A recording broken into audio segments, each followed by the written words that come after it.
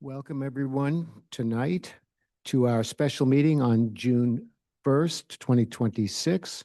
Good evening to my colleagues on the council, all the town staff who's assembled here, and members of the public in person and on the Zoom platform. So I'll call this meeting to order and ask our town clerk to lead us in the Pledge of Allegiance. Pledge allegiance to the flag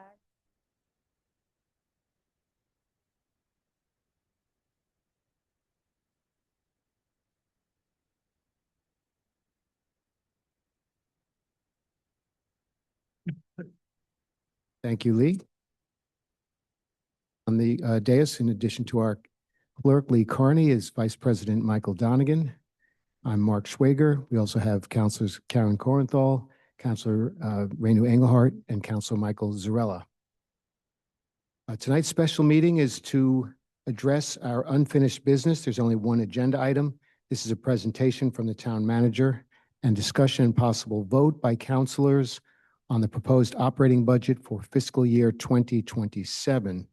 So this is a continuation of our town budget presentations from May 4th, May 11th, when we had a public hearing on the budget, and May 26th. On the 26th, we concluded our presentation from the town department directors.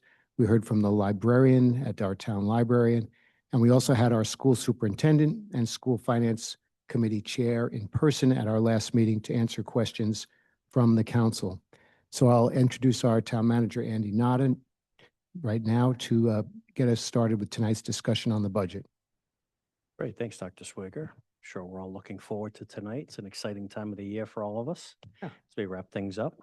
A couple of just a housekeeping items first is that, we're, as the council's aware, we're down to our, most likely our last few meetings per the charter, where there's an obligation to officially adopt a budget on or before June 10th. You have a regularly scheduled meeting next Monday on June 8th.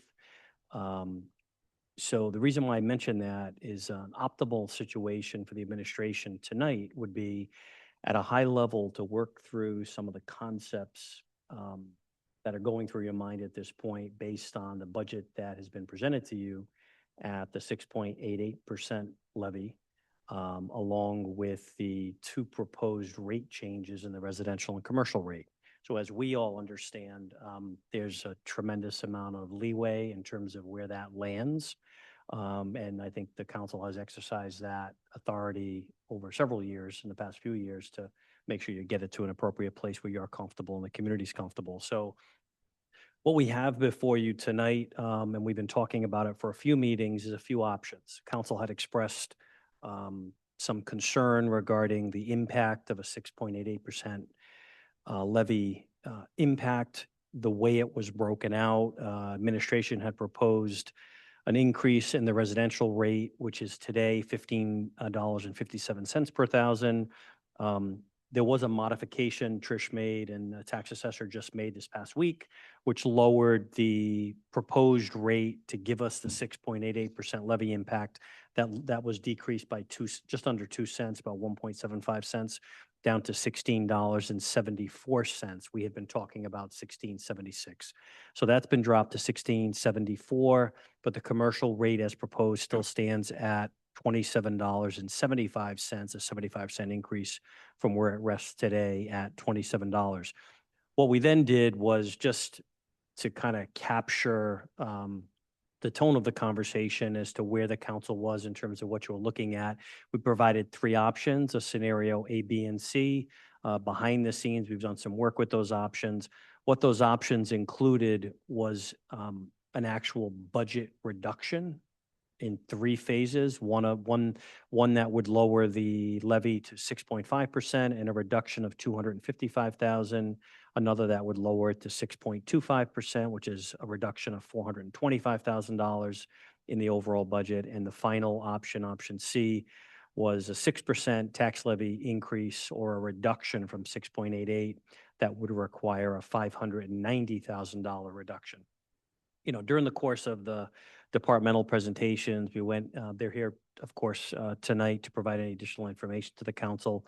We talked about a lot of options. We talked about kind of why we were here and that it was really planned that we're here you know, I've had conversations, and if I've had them, then clearly the council has had them, and probably my staff, with different people in the community, and they attribute it to a lot of different things, right? So some that I agree with and some that I don't agree with. But where we are tonight is really to find out from the council, to answer any last questions that you may have, and to really find out the direction you'd like to go. And by that, I mean, there's a few options. One is a budget reduction required based on where we are and based upon what we know, the process the school department went through in terms of reductions to bring their budget in at a 4% request, which is the maximum request under state law, but they brought it down to get it in under the 4%, as well as on the municipal side, the reductions that have been made in both capital and operating to really land us at the 6.88. And I think over the past several years, although we all in this room have been very close to the school construction initiative, and although we had some context as to where we thought we would be based on some variables, there was still some variability in exactly where that was going to land. And so, and it was just slightly different than where we thought we would land, but it's pretty much kind of right there. So for us, it wasn't a surprise, but the work now that needs to happen today, leading into the 8th, which hopefully by that point will be ready for formal budget adoption, will be as to where the council wants to land the overall levy, and then also where you'd like the residential and the commercial rates to fall. As you know, personal property tax rate is set at 45.50, so we can't touch that. But you do have flexibility in both the residential and commercial. The nuance to that discussion is the residential tax base is about $3.3 billion. So every penny there, it has a significant effect on the rate that you were to reduce or expand. The commercial rate has about a $450 million tax base, significantly less, or about 12% of our overall base. Residential is about 85%, and 3% is the personal property tax. So I'm in a position tonight to kind of work through some scenarios based on direction as provided by the council. And my goal would be is by the end of the night, if there's a general consensus in steps to be taken to advance this to you at the next meeting, and then I will work with my team to be able to do that in one scenario or multiple scenarios to make it easy for the council to make a decision at your next meeting as you formalize the adoption. So. Correct me, so you're proposing a 75-cent increase in the commercial tax? Yeah, based on where the rates are yes, it's $27 today. That would increase to $27.75. While I wasn't here last week, I did listen, and you don't hear me? And I did read that 5-page summary, excellent summary, I have to say, really outstanding. Whoever was it you? Outstanding summary. And I understand that obviously none of us want to see taxes increase. And especially in these economic times, and we see the burden that it places on the families. However, we have to pay for the debt. We have to pay for healthcare costs that are increasing. And so, you know, and that's the responsible thing to do. And we've decided to invest in our schools. And I think that is the very responsible thing to do. And so, you know, we have the burden to make a decision. I do think that, first let me ask you, I forgot to ask this. Last year when we did the budget, we had an extra, and maybe this has been discussed already, we had sort of an extra $300,000, am I right? We're including that somewhere in here? It's in the budget. It's in the budget. It's in the budget, yeah. Okay. I think that I understand that when we need that some people's thoughts are to share the burden if we do reduce it. However, I do think that Tom has really done an excellent budget, and considering the fact that the state is cutting them as well, or you know, however you want to phrase that, I really don't see how we can really reduce their budget any further. So I would not be inclined to do that. Now, of course, then that burden falls totally on the town. And again, you never want to cut anything, but I think that that's where we need to land, because I just don't see how the schools can cut anymore. When you say that, Karen, just so we're all clear, so are you looking to reduce the tax levy, have a reduction, or do Well, I'm you always just want to happy, change? I'm always happy to reduce the Do you tax. just want to change the rates? You want to change the residential rate and the commercial rate? Because you started. No, I don't want to change the commercial. The commercial rate at the 75 cents, I think is probably fine. Yeah, it's a 2.78% increase. So Yeah, today, the proposed residential rate would increase by 7.54%. Yeah, that's, Those are the two that's rates. quite a bit. And I'm open to reducing the residential rate. We can have that discussion. But I think the burden is going to have to come from the town side. I think, or at least more from the town side, just because the way that things are going right now. And I think that the commercial rate, we did raise that quite a bit last year. We did have some complaints about that last year, as I That recall. last year or the year before? The last year or the year before? Got This everything. year was level funded. Yeah. Yeah. Last year. So 2 years, so Yeah, it 2 was years When you ago. look at that stretched out Mhm. over 2 years. It was Instead of- 23 to 24. It increased by that 1 year, from $24.93 to $27 was 8.3% Right, that 1 year. Next year was It level. was 27 again. This year it's 27 again. So now we're proposing the 2.78. So That averaged 4 change over those 2 years for the commercial rate. right, that's right, right. right. Yeah. I put out conversations with various people who, in the community, who I talked to, and asked them, because we've gotten really no emails and no conversation about, I've told people that your taxes are going up. I don't hear conversation about that. Maybe we will, obviously, in July when they get their tax bill. But people said, well, of course our taxes are going up. Everything is going up, which is true. And does come at a tough time. It's a tough time. Our healthcare costs are going up a ridiculous amount. And, but again, we have to be responsible, I think, and, we got to make the tough decisions. And I'm open to suggestion, obviously, but I do think more of the burden needs to come from the town. I'm sorry, so when you say more of the burden, are you saying But that? if we're cutting something, I don't think we can really cut the school budget. I mean, obviously, I think the schools have been hard hit by what has happened in the state and the federal government. I actually don't think that it would be fair to cut anything on the schools. Through no fault of their own, they've been sort of decimated the last couple of years. I don't know that I agree with cutting anything on the town side either. I think that, at least the way I look at it, I think that the town has also taken a lot of hits over the last, so many years, and they have. There's been a lot of, I think we've had a lot of need within the town. I'm not sure that I agree with cutting anything on the town. I think people, unfortunately, this is a tough time. I think the chaos in the federal government has created a lot of issues.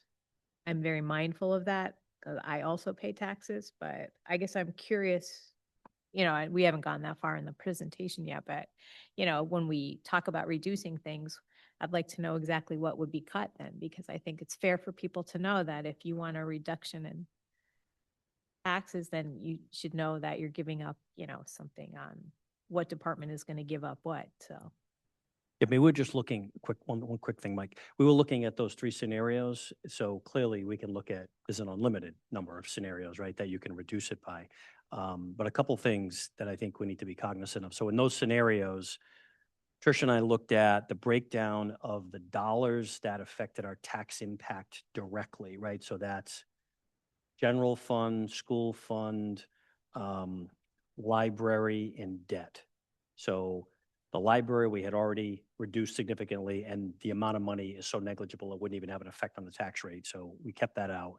The debt, you don't have a choice, you have to pay it, right? So that has to happen. So you're left with two numbers. You're left with the school transfer at 44,683,460, and you're left with the general fund tax subsidy, which is 20,326,066. So when you take those two numbers, you add them together, it's just over $65 million, and that leaves a breakdown of 68.7% school, 31.3% town. So when we looked at, just for background, as we talk about these scenarios, as we looked at these scenarios, again, which were a reduction of 255, 425, and 590, that is meaningful. When you talk about impact on the school, that's meaningful. You talk about an impact on the town, that's meaningful, because our budget is about a third of the size of the school. So those are meaningful numbers, right? So, and I think the other key piece we need to look at and as the council's aware, we are always frugal. So one thing that we do is we have a lot happening.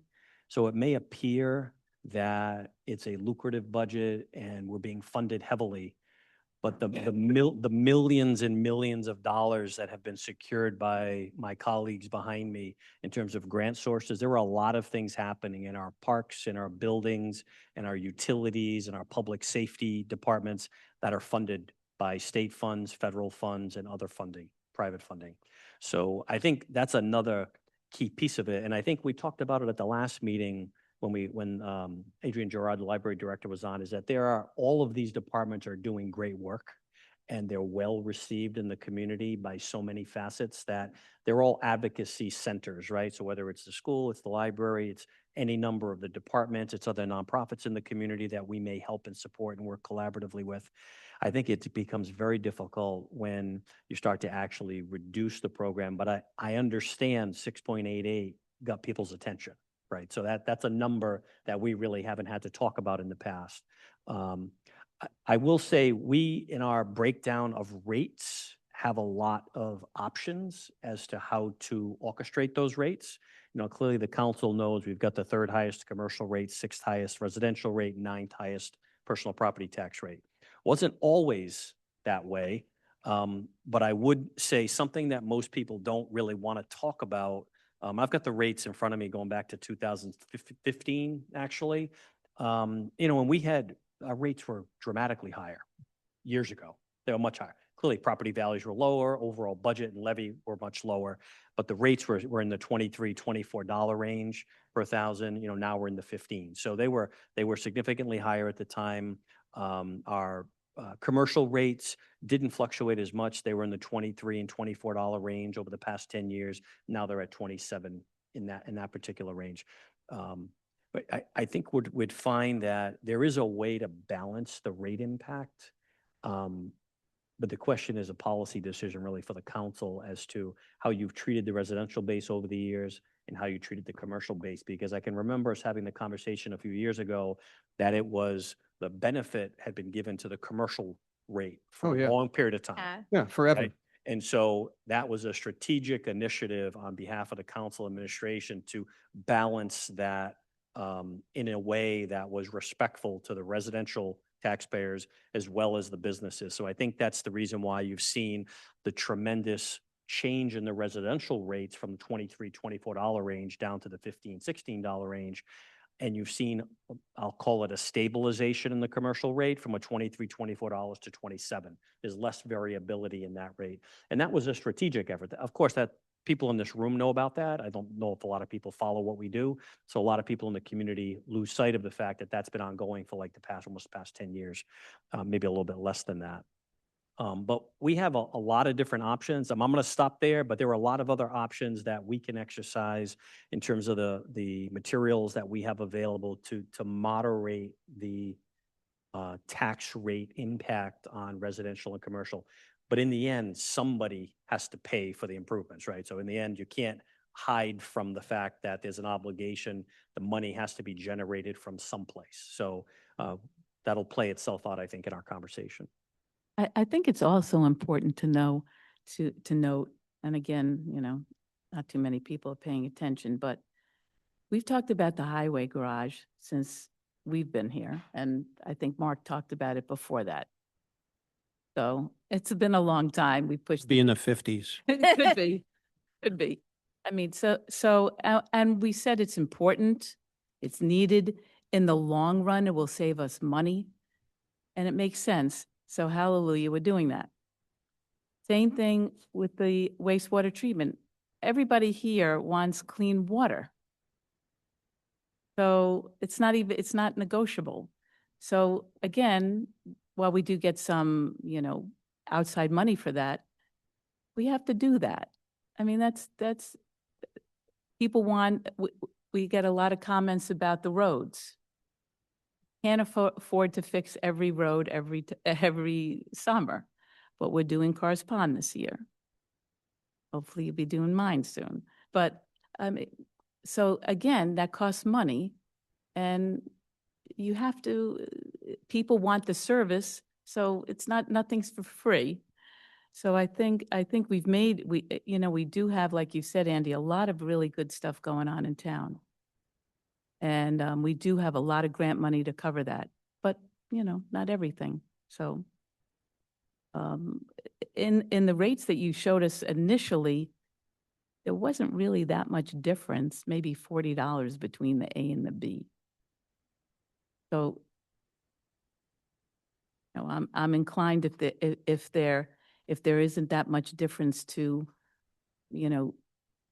go with the higher number, just so we don't have to reduce services, if other people are open to that. Mr. Donegan. Andy, could you clarify? I just want to make sure the slides are clear for everybody. So when we're talking about the proposals, and you go to different scenarios, on the first page, we're talking about levy increase, not residential tax rate increase. You've got a lot on that page, Lee. Yep. That's that separate. Are you talking about the copy of the tax levy scenarios? Is that? The Yes. tax levy scenario. Yeah. So at the top of the page, that's tax levy. Okay. Yep. It's And deeper- then deeper when we down the go to page. this. Yeah. I'm sorry. We go to the second page, the next page. Yep. And you're talking about annual tax increases per average homeowner. Those rates there, you calculated them based upon what, a median household That's value, correct. home value? That's correct. Okay, Yes. so that's not the amount raised, the percentage increase on the bucket of residential taxes, right? That would be the 7.6. 7.6 overall. right? Yes. The that- rate goes that- up that's 7.6, and this represents, Right. to the median, they would feel it like 6.88. That's correct. And then, okay. Yeah, so look, we have the confluence of two pretty significant things, really three, right? One of them is that we decided, this isn't mostly operational. As anybody knows, it was a week ago, the federal government released the year-over-year inflation rates, and it's 3.8%. So if we stood still, if all the funding from the state were the same, if all the grant money from every source were the same, we'd have to raise, 3.8% just to keep pace with inflation. And think of, gas prices. Even if you don't drive, you can understand how a DOT runs. They drive a lot. Our fire and rescue a lot, right? So it's, we would have to do that anyway. And that doesn't consider the impacts of labor contracts. We're in the second year of our labor contract, right? Which are all, I thought, fairly negotiated on all sides. But yet those increase per year, right? You have steps for teachers, and we have our other contracts. Those are our biggest cost. Andy, what was healthcare the other day? Up over 20%, right? Right. Which is a giant cost, because our labor is our big cost, and that's, we provide that. So those are all happening. And then we took advantage of the once in a generation opportunity to get $85 million of free money from the state of Rhode Island to improve our schools. So all those things are happening at the same time. And we now, this isn't a discussion about whether the school department did a good budget. I also think they did a great budget, and I like the presentation that Tom gave us. I recognize that they've been hit, 2 years ago, big, and the one-time kind of makeup evaporated now, and now they're down again. Meanwhile, federal funding, is challenging for them, and we have a growing district. So that in no way implies that we're not running a lean department everywhere else and providing great services. Yet we find ourselves here. Here we are. For one giant factor we can't control, which is the 3.8% inflation. Can't control that. One we did control, and we put it out to the voters. And we asked them, do they want to borrow $150 million to improve the schools? Which they said yes. 70% of them said yes, everybody turned out. So we're doing that. Of that, Andy, what is it, like almost 2.4% of just to cover the debt? That's correct. Yeah. Yep. So you got 3.8 and what, 2.38 Yeah, if you, or something? Is yeah, that what- if you break down the debt itself, it's municipal debt, town debts is out of the 2.63% that make up debt. It's 0.59%. The school debt is two categories. It's 0.76, which is existing debt, other projects, and then the larger school initiative on the 150 million, it's 1.28%. So that's overall 2.04%. So the 2.63% of the levy that makeup is attributable to debt. 2.04% is school, 0.59% is town. So Okay. you can see the driver. Yeah. So if you take the larger project, that's the driver. Yeah. Yeah. And you said 2.04, right? 2.04 is total Right. school. So inflation is 3.8. Yep. You got 2.04, so you're at 6% if you just build the schools and keep up with inflation, let alone our labor contracts, the cut in schools and the dramatic increases, which wildly exceed inflation on the insurance coverage side, which is a big cost for us. So there is no way other than to cut things that we value to keep in line with what we did before we had this inflation and decided to do these school projects. There is no way. We're going to cut valuable things if we want to cut those things. I mean, some of the things that were talked about are not yet in the budget. So the highway garage, we haven't issued that debt yet, so that's not showing up yet. Right. But of the four categories that make up the 6.88, just for clarity, its library is 0.03, 0.3 of a point. That's why we didn't even bring it up. 2.63% is debt. General fund is 1.82%, and the school department is 2.4%. Sure. That's what makes up the 6.88. Mhm. So. Right. So I guess what I'd like to do before we start looking around and deciding which of the valuable programs we want to cut, which still, by the way, is going to still get us, because of inflation and the school project, to a very healthy increase anyway. Like, it doesn't get you to the 1.9s or the 2.3s we were able to do for the first bunch of, that's not going to happen because we're doing more and inflation is crazy. So before we start looking at that, from my perspective, I would like to talk about more embedded programming, like what else could we do? And here, a couple of things. We had put aside some money for to smooth the leveling for next year, right? Yeah, and so that was reminded That's that the- the 300 is being 300. transferred for that specific purpose, the Understood. debt fund. Right. Yeah. So we could decide that we have a whole other year to fight with the General Assembly over that. We do. Grant money and all of that. It doesn't change the 2-year window, It doesn't. but it makes this year easier while we have a fighting chance on it next year, right? That's right. So That's that's correct. 300 of it. We then can look at any other sort of capital that we could put off. We don't want to do it, but I'd rather do that defer that than cut any of the valuable people and programs that we have spent, so long developing and creating what I think is a culture of excellence. And so I'd like to know that. I then would like to explore a little bit about the way, since the funding is we upfront the money and then we're going to get reimbursed, which we don't start that until not only everything's built and start date, but after you demo, right? So, so that's, whenever that happens, which we're thinking is what? Probably 29. 28? Probably 29 by the time we get the Because don't we, reimbursement. isn't start, So oh, FY before we get the 27 reimbursement. Yeah, 27 is what we're talking about. So All right. 28 is the more difficult year. 29, you'll start to see, the reimbursement. Right. And so what really happens here is that we have money coming. It's in the mail. And it's not coming until then. Is there, and I know Trish isn't here, but I'd like you to explore whether or not it's fiscally responsible and makes sense in this moment to use some more of our fund balance with the commitment that that gets made up once the money in it, that we're going to have money then in excess of what we raise through taxes, unlike today, when that money starts coming back. So does that make any sense? And if we're looking to close gaps in the hundreds of thousands, do we have some of that, some small measure? A consideration is we had a good bond rating again. I don't know how often they do that. Yeah, so that is I know.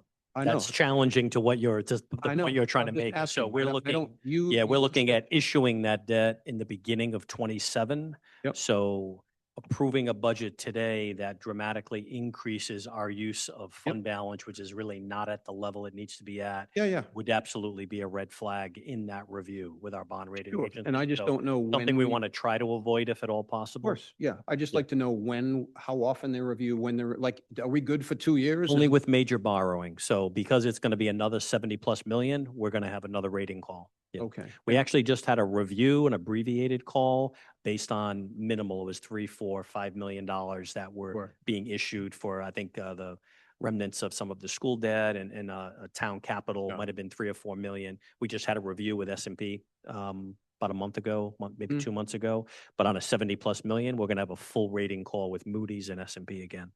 Okay. And Coming up. when will that happen? Probably late fall before we issue. We have to issue the beginning of the new year. So Okay, so maybe that's not a great option, but Yeah, it's just, right. I just wanted to ask because I don't know how often they review us. I know we just got reviewed. yes. So I thought if we're in it for 2 years, we can do it and, okay. And then Andy, I don't know what else you would prioritize of projects planned that are capital intensive, that we set aside the money for us to consider as opposed to programmatic cuts. And so, we don't, I think we understand the school situation, which is the percentage of the budget that they are, which is, probably reflects the percentage of my household budget that my children consume. And so I get that. And we also, you've worked with Tom. Yep. We worked with the school committee on contracts and some forecasting. But still, in the end, the reality is that once we do an appropriation, we don't control how they spend it, right? Right. And so I don't think, what I'm saying about that is, I don't think we need to discuss what would happen if we dropped it. That's Understood. up to them. That's right. I'm also disinclined to do that. In this, I want education first, I think, here. And we have now worked with them so closely over the last couple of years that I feel like a lot of what had been happening at arm's length, sort of historically, and what happens in every other community really isn't happening here today. And so that, I think, eliminates a lot of that discussion. It's just about, so I'd like to know, for me, what are those one-time things before we think of cutting? Sure. And then I'd like to have the discussion, which you probably don't want to do tonight, with a calculator about if we raise the commercial rate this and Yeah. that. You want Trish for that, right? No, we can do it. I'm Yeah, not- we're prepared to do it. Oh, She's okay. on, but yeah, I'm prepared to do it. Yeah, I've got a bunch of scenarios that we preset in advance, but we're happy to kind of give you a concept about if you move one in one direction, what will happen to the other. I can give you that tonight. Yeah. The first decision point, Andy, that you brought up was, are we doing one thing or multiple things? That's right. So I would say, as far as increasing the commercial rate, it's something that I've been reluctant to do, but I think that you have to just weigh the pros and cons of each of your actions. So that's something I would be willing to consider. As far as budget reductions, again, even with the commercial rate, it's only 12 to 15% of our assessed values. And so we're going to have to do something on the, if we want to bring the residential rate down, we're going to have to also address the budget reductions. I think, you know, sometimes when you think about the tax rate, you say, well, it's $800 a year, $888 a year, the average household. There are many households that are above that amount. Also, I don't think it's like your entire economic forecast or feeling of economic pressure is based on your town property tax. But when you add that to all the other escalating taxes, your healthcare costs, the tuition for your kids at college, your grocery costs, your gas costs, insurance costs, all of those start to add up. So we need to address for our residents what we have control over, the property tax, as a component of their total tax benefit. And so I think that in this environment, a 7.5, 7.6% increase in one's property taxes is something we should really look closely at to see how well we can reduce that. There's going to be some reduction in programs. We're doing so many incredible things in town. We're bursting out all over the place, our recreation department, our waterfront, our parking study, our school master plan. Main Street is being rebuilt. It really is exciting time to be in East Greenwich. But some of that, using your staff, that we have a very skillful staff, is just to manage that budget to the best we can. I think, Andy, we had talked a little bit about the 6-year capital improvement program and how every year you and your staff are basically saying, what can we fit into this year and what do we have to push off and out into the future a little bit? That's what happened with the highway garage. I think that's been on our capital improvement plan for 15 years. Long time, yeah. So I think we're going to have to relook at that. So I guess the last thing I would say is, as far as the schools go, I feel that we've made a tremendous amount of progress over the last couple of budgets with the schools. The big restriction that the schools have is they can't raise revenue. I mean, technically they can raise revenue, but they don't have taxing authority. So we really are the ones who have to decide on revenue projections and what the schools can be, the transfer to the school budget. I think the schools have also been victim to reductions in state funding to education, state aid to education. But in addition, they are in a good place right now, I think. They have a new teacher's contract. They're locked up for 3 years. So we have good labor situation in town. I think the budgeting that the school is doing is much clearer as far as giving information to the council and to the finance department on the town side. I think the school has made staff reductions in this budget. They have made staff reductions, which are difficult to do, but necessary, and those were accomplished. So I would also be inclined at this point to leave the school budget intact and see what we can do with a combination of increasing commercial rates and reduction in the budget program.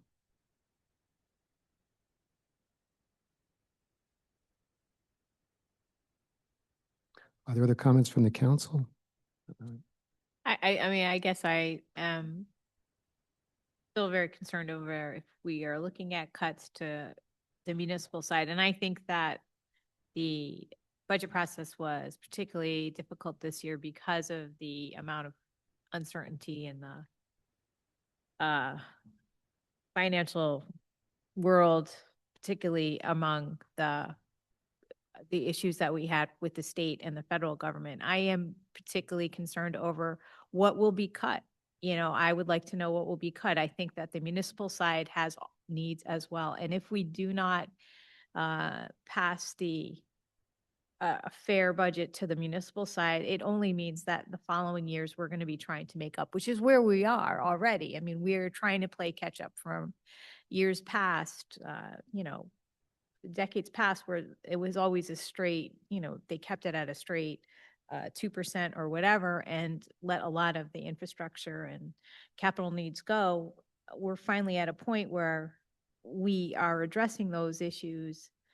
And I'd like to point out that this was a voted bond.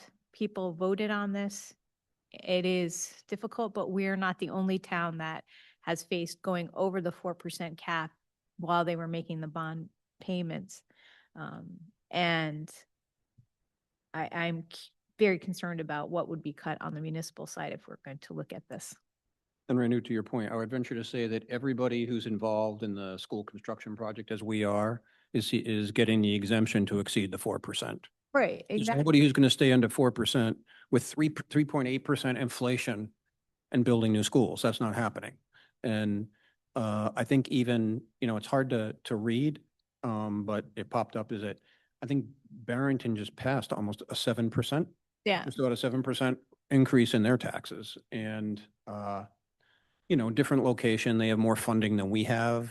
I don't know, they're borrowing more, but it depends on when they're doing it. But everybody's doing this. And, one of the benefits is, we don't have pay-go, but what we do have is the delay in, not a delay, but we took the whole time allotted and followed the process and filed the application with Ride on Time. It met all the requirements. And at that time, yes, the state did not plan, and their money for pay-go dried up. They didn't plan on that. But we also overwhelmingly benefited. I know not everybody's in the construction committee, but we overwhelmingly benefited by the timing of that. We saved so much money because the costs for everything went down so much in that window right. that, it timed, it wasn't by design. It was really for the schools to do they did their job and went through and did a needs assessment, which it's one thing if you're building a high school. It's another thing if you're doing a needs assessment for your whole district and trying to look at redistricting and all the, that's a whole different animal. And it had so many more voices that needed to be engaged during that process. Yeah. And so all that went in on time. And I think we had a more fully baked proposal, which is why at this moment, it looks like we're landing this on time and on budget in this climate where you can see many other communities are not doing that. So I agree, Renu. I just think that I too am looking forward to what Andy will show us he would do in priority, right? To drop it, right? What would that look like? And the last place I would want to go is the services that you're talking about and the people. That's the last place I want to do that. I mean, I think that, and I respect, it is expensive and we're all up here paying the same property taxes that everybody else is paying. And it is not always fun to pay their property tax bill, I will admit that. And yet at the same point, this was something that I don't think that I can stress enough that we discussed before the bond was proposed or before the bond was voted on, after the bond was voted on in 24, 25. We spoke about it at the beginning of this year. It was, this was by vote. So, and I hate to see the town side, with all due respect to the school side, I hate to see the town side take the hit for something like that, because we are increasing as well on the town side in our population of older folks. Everybody up here has stayed in their home even after our children have graduated from the high school. So we are all affected simply by. Yeah, so maybe when you hear, Renu, what those options look like, you'll decide you don't want to cut them, anything. We're going to just look at commercial, residential, decide that or not, and take the proposed budget. No, and I just just want to wanna- make sure yeah. that people understand where I'm going to come from on that. That's, You know what, Reno, when you look at, I've been doing this a long time, right? So I've been through good times, bad times, and struggle with decisions, struggle with different community cultures and what they prioritize is different than others. I've been in communities that have been younger, like East Greenwich, and then older, more retirement oriented, who have a different perspective on tax investment based on the point in life that they are, stage in life they're at that point in time. But what I would say, nothing has happened for the council, administration, or the community that we need to apologize for. Nothing has happened. So no, I say that because even I've done that at certain meetings. You sound when I say it, anybody, like something happened. Well, it did happen. We actually planned for it because that's what we do, right? In government, municipal government, we plan. And what I would say to you is when you look back in East Greenwich history over the past 30 years, 40 years, I mean, it's maybe 50 years, how many major bonded initiatives actually occurred, right? Get out of the 50s and 60s, right? When the schools were built, Cole was built in 11. Chief, the station was built in the early 2000s, 9, 10, and 08, in that range. Other than that, there's been smaller projects, some work here at Town Hall, Swift, $1 million or $2 million to upgrade, but nothing that's a 10, 20, $50 million initiative. That's it. Those are the only two things, other than $4 million road bonds, a facade put on the front entranceway to the high school. Again, these were all, I'm sure at the time, seemed like major projects, but when you look at them mathematically in terms of tax impact in the community, not really, right? So when you look at that over time, how you're able to avoid what we're avoiding now with all of these needs, the community supportive, local people are voting yes, they're voting to approve because they know the community needs to have improvements in our fire stations, in our schools, in our recreational facilities, in our senior services, and whatever they might be. And as fast and as much as we work to find alternate funding, there's still costs, right, that you have to deal with. So when you look at those elements, the only way you avoid that is continuity. Continuity in officials, elected officials, and municipal officials who are here for a long period of time, and you're able to plan. So every 10 years, you build a new elementary and you're out. You build the next new elementary and you're 20 to 25 years at that point where that debt's going to retire and you're going to build the next elementary or the next high school. And you're going to phase those. You're going to build the next fire station or police station. That's the only way to really avoid it. And I think that is not possible in our example. So really, I think we have to rely on the voters in the community. We have to manage the best we can, of course, right? And make it as efficient and affordable for those who live in the community and reside here and want to continue to live here and be able to afford to live in East Greenwich. On the other hand, they have a big say in what happens. They can say, we've had it, renovate, Band-Aid it, we just can't afford any more debt. And I think some communities you've seen around the state are actually at that point where different schools, different other major initiatives have happened. They said, you know what, we support it, but we just can't do it right now. We just can't do it. So they back away. So I think that whole conversation is really critically important for a community at large. So I don't think any of I'm not asking any of them to say, boy, you know, we could really cut A, B, C, and D. I think you're going to find as we work through with our departments, there's really not a lot there. And I know that sounds funny coming from somebody like myself because we've made such headway and such improvement in so many areas over the past 5, 6, 7 years plus that it's difficult. But when you look at the capital budget, every number of you have mentioned that, and you look at where we were at the end of February, we proposed to you a $2.076 million capital program. It was 1.57 plus year end. Finance was projecting we were going to transfer another 550,000. So where that is today, it's at 1.1 million.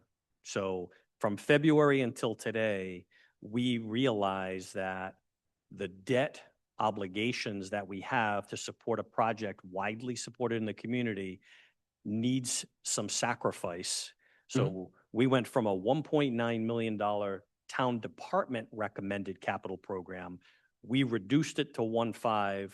We expanded it to 2.1 with transfers. The transfers are now gone. We're planning on the debt fund and other support later. Now we're down to 1.1 to get us to the 6.88% levy.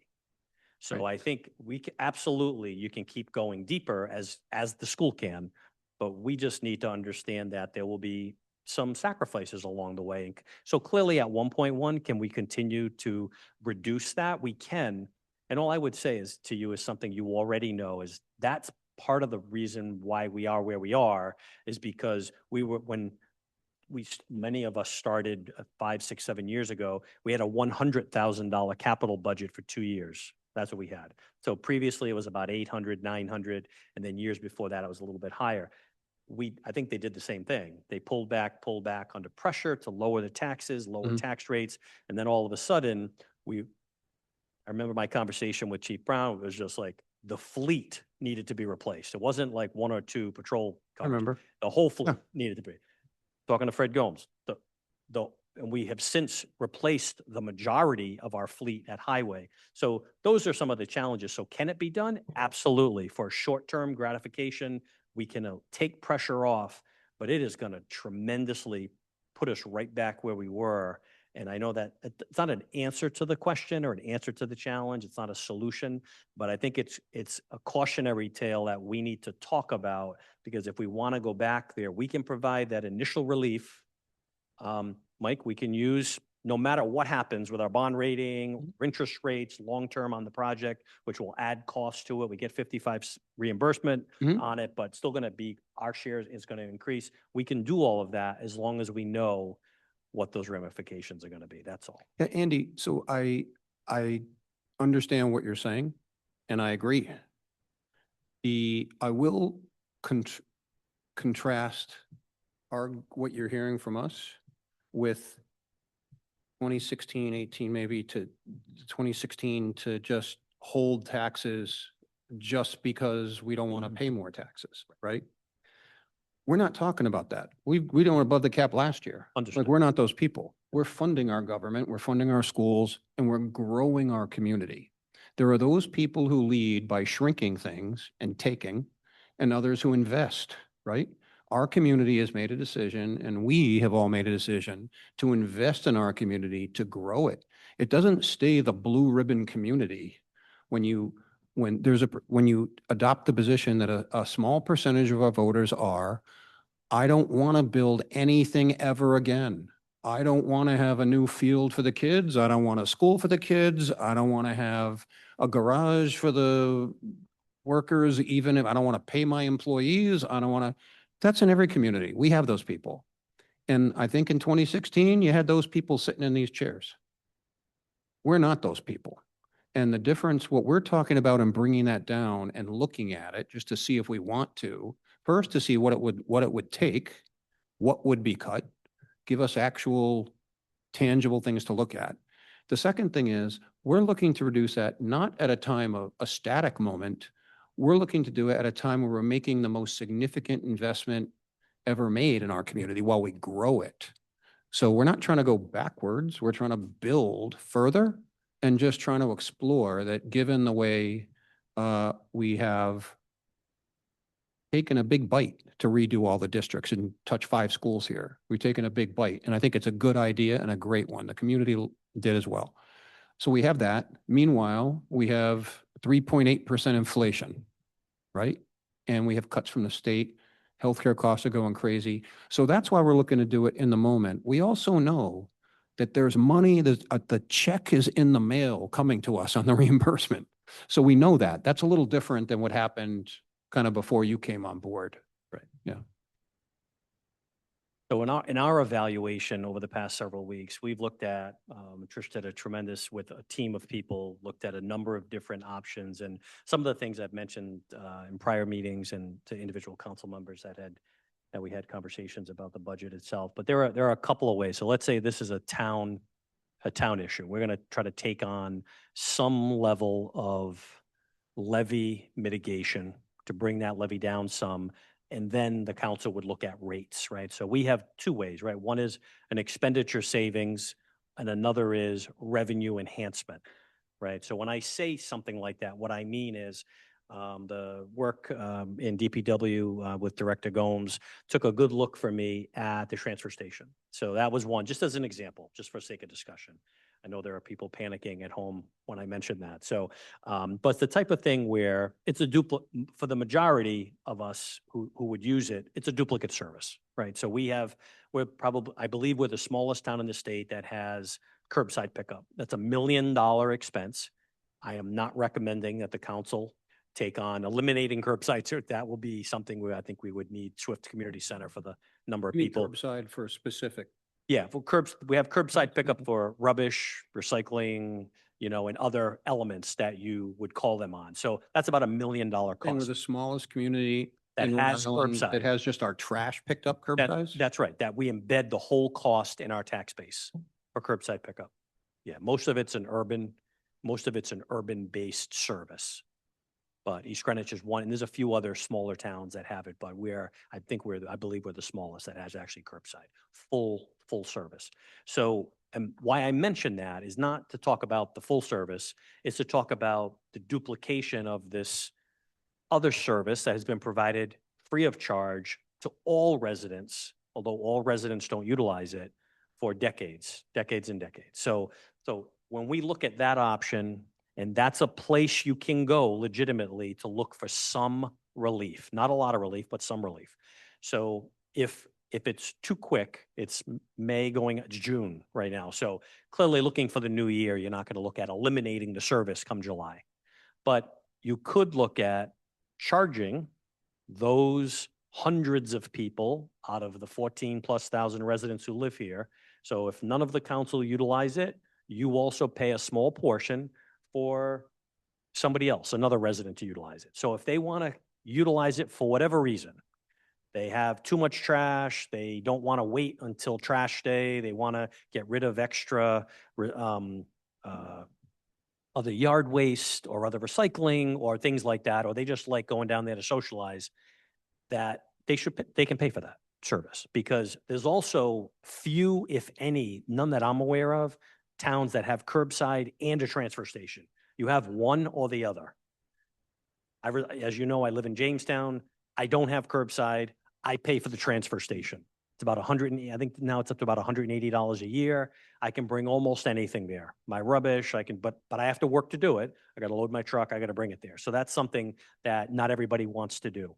So here we could look at a new revenue source in FY27, and it can be modest. Maybe we subsidize it because the true cost is presented by the department. The estimate was about $140,000. That includes annualized capital investment in the equipment and the trucks and the compactors, as well as staffing costs and other things on site that go into tipping fees and things like that. So clearly, if hypothetically we have 500 users who pay nothing, they're not going to pay 500 are not going to pay $200 each if that's what the price was set at. And that would get you 100,000. It's not going to get you the 140. So clearly you could start off less than that to start to introduce that. If you wanted to preserve the service, maybe it's $100 per person, per household to use it. So maybe you generate 50,000, but that's new revenue to help subsidize those costs and could be lessened in the budget in terms of our revenue enhancement. So we have an example like that, and we're not prepared. That's a substantive example I think we can sink our teeth into and confirm with some, realm of accuracy that we would generate X number of dollars based on the number of users, based on a loss in the number of people who secure it, because not everyone's going to pay to get the free ticket any longer. So you have to don't know where that number's going to settle. But that is clearly a place that wouldn't harm anyone except the user knows, okay, I get curbside. If I want this extra service, I got to pay a little bit for it. So that's an option. There's a cadre of other services that. And just to follow up Please. on that, Yeah. and I know we're not making that decision tonight, but are you contemplating that you'd register per year and pay the number for That's the correct. household? That's right. Yes. And how do you know who lives at the household? They got to show a license that Yeah, you've has got an address? normal process in terms of tax bill, utility bill. If you're renting, you got rental agreements. You've got all those other things that you can voter ID card, make sure they're a resident in town. I mean, things like that. Yeah, so as someone who uses transfer station, you have a sticker that you put on your car and it registers the car. You have to register before you go down to the transfer station. So I would assume the same Yes, exactly. I'm sorry? Not talking about this as part of this budget, are we? as we are. potential to cut. We are Yeah. talking We about are. cutting this Yeah, budget? we're looking at ways to cut. Yeah, or revenue enhance. generating. Down. Yeah. So would you prefer to have it generate revenue or prefer to eliminate it? So I think eventually it's going to be, whether we like it or not, based on the facilities plan for the wastewater, everybody knows where it's located, right? It has to be relocated. So it's not an easy thing to do today to get permitted for a transfer station with waste removal. Not as difficult with just recycling and those kinds of elements. So we may not be permitted based on whatever location in town. And I'm not saying we have property readily available to even relocate it. Someday it is going to have to be relocated. And I think it will probably, that would be the time for it to be a lesser service. No more trash, no more construction debris, probably appliances, mattresses, tires, oil, metals, things like that. Yard waste. That we would use. So it would change slightly over time. That's not an exact duplication, but I think it's important. And Mike, I would have to check regarding, we could determine when during the year we would actually implement the fee. So it doesn't have to happen July 1. It could happen January 1, like it would happen later in the year, as long as it happens in the fiscal year to generate the dollars that I'm referring to. Mhm. So those are the kind of things that we can talk about, although we have this meeting and probably one more meeting to try to get to a place that if the council's seeking for some relief, or we can do it really easily and the council says, we want to reduce it by $100,000. We'll come back at the next meeting and we'll proportionately allocate that through departments that we think can handle it. And we'll reduce the budget, and we'll come back, and at that time we can tell you what it affects, directly in each departmental budget. It'll affect different things in different places, and whether or not that affects any people or not. How many trips go into that, do you know? Trips. Into the The transfer station? users of the transfer station? Not sure if. Okay, we can do this another time. I was just. Yeah, I'm not but- sure if we have a record per okay. individual. But the way is you can either make 140 net, no cost by eliminating what we have to move anyway. Yeah, there was a couple of hundred, if I remember correctly, Fred, there's a couple hundred day passes, and then there was probably 500, 600 seasonal, but they're all free. So you can't go by that. I may get a pass and never use it. I may just like having a pass on my car. I mean, so other people are down there every single weekend. So I think you're looking solid users, probably a couple of hundred who consistently use it Mhm. for whatever reason. But when we looked at that particular, Talked about it before. yeah, we talked about it, like when we had our waterfront study done, they're like, why the heck do you have a transfer station on the ocean? What are you people Right. doing? Yeah. Like, it's a resource for you, recreational, the residents, like, there's no sense of this. This is like a dinosaur Mhm. that, Yeah. yeah. And we're just raising it for the sake of, as the council was referring Yeah. to. There'll be No, no, hard that's decisions, a- and so this is one of those Yeah. hard decisions. So one way we could do it is in the budget, if we're looking at things to cut or generate revenue, 140 is a cut. And then there's some proposal that you could make that could share, right? So That's cut correct. some of it by sharing it. Yeah, and I'm not looking for an immediate No, I get full it. coverage. I Yeah. think a subsidy would be appropriate at maybe for a few years, and then the council could reconsider if we're not under pressure and the facilities plan, things are good at the plant. Maybe you get 5 years out of it before you have to make a harder decision, but you buy yourself a little bit of time to be able to do that and afford the duplicate service. That's another option. We're going to come to the council in the coming months with a full complement of fee changes, but we are not comfortable relying on what ifs. Like, Yeah. what if the council approves it? So, because the budget's going to be approved before that, so we really can't include things other than concrete examples like that, where as part of the budget, the council would Yeah. agree to a fee for the transfer station, and then we could rely on it at that point. Right. If Well, you put a fee in, I could see actually the real consequence being that you get less users and then eventually it would just sort of peter out altogether. Could be. I mean, if you had $100, especially if you could do that same trip up to the Johnston landfill. You think Rhode Islanders are going to drive to Johnston? No, that's why I like Right. it's race station. No, I, What, did you just move here from Alaska right now? I think you should eliminate it and just have the Nook bring a little coffee cart over there and serve coffee. Yeah, I mean, Because look, that's, because from what I hear from people, it's, yeah, it's a social event. So have serve some coffee over there it's not just that, and then eliminate yeah, it. it's simply, aside from of the 500 people who get passes, the 14 who use it regularly and go down there, like, there is no logic behind maintaining a transfer station on the ocean. Like, it's just where we want maximum recreation right next to our sewage treatment plant that's going to need to expand. Like, if we all agree on that, we don't have to kick this down the road. And we don't have to guess that, oh, if it's $100 fee, then it'll cost, we'll lose users. Maybe it'll cost you 98,000. Like, we can consider eliminating it. I know. They it's a all still voc- get their it's a- trash handled. They just have to do it at their curb. Right. I know it's a vocal group that like that, but again, bring the coffee. I'm telling you, I think that's a winning idea. All right. Okay, Andy, others? Do you have others like that? Yeah, so when Trish took a really deep dive over the past month, just in a number of departments, and what she came up with initially, again, very conservative budgeting, especially when it comes to revenues, had come up with a total of about 83,500 that you thought could be generated, although 50,000 of that was fund balance. So it was a limited amount of a fund balance because we were at 550 previously. Last couple of years, we've dropped it to 5. We're starting to reduce that number. This would show an uptick to 550, not a substantive one. So in addition to what I just mentioned, It was which I think is- 33,000. Which I think is 50,000 all day long. It probably would generate more than that at the transfer station. You know, we've got the 50. Well, it's 140 if that's what it costs and you shut it down. That's correct. Yeah. Yeah. And I would, although what I would say only I would not recommend that today because we have not talked about it. And so if it's going to be shut down July 1st, a month from now, I think that would be catastrophic for some residents in the community. I would rather, Am I missing something? Why is it catastrophic? If think I you clean are. out my basement and I have, you're not in that club, Mike. no. Right. But assume that we have the courage to face that kind of world catastrophe. If we have that kind of fortitude and character, You could do it January 1st, and then you get half a You year. could. Half a year. the resident. real issue is you have to tell us in the first year, what does it cost to decommission it, clean it up? You know, like that could be Well, bigger than that. It could be. In That's this year. correct. Yeah. Um, And there is costs to deconstruct. Right. Yeah. And does that have any, does it require a solid waste management facility license? Is this thing too small or it has one? We have a license. Yeah. Under, what do we have to do to shut it down or whenever we surrender our license? Anything? I just don't know what it looks like for that kind of thing.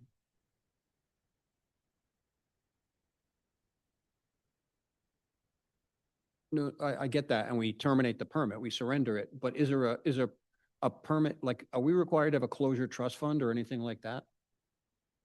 Not like a HAZ facility or any of that. So you can just shut it down. Do they come and inspect it or not? Okay. But Okay, everything, anyway, we can think everything's about in that. containers, right? So it's just relocated.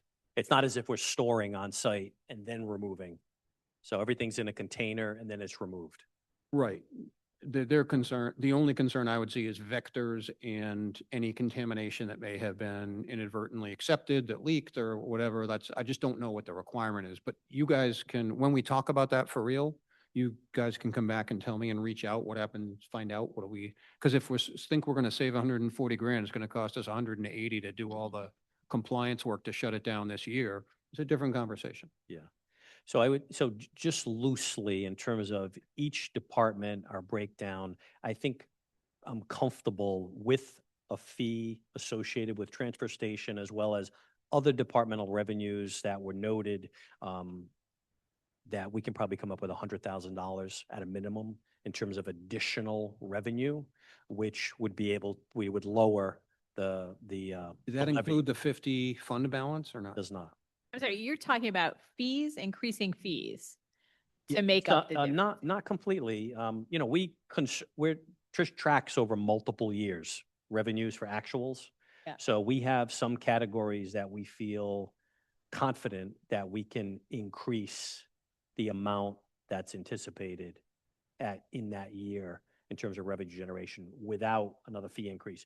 We have to come before you in the coming months with a full fee schedule, so you will know every recommendation we're making regarding fee schedule changes in the next year. That'll be over the next couple of months. So yeah, we can work through all of those then.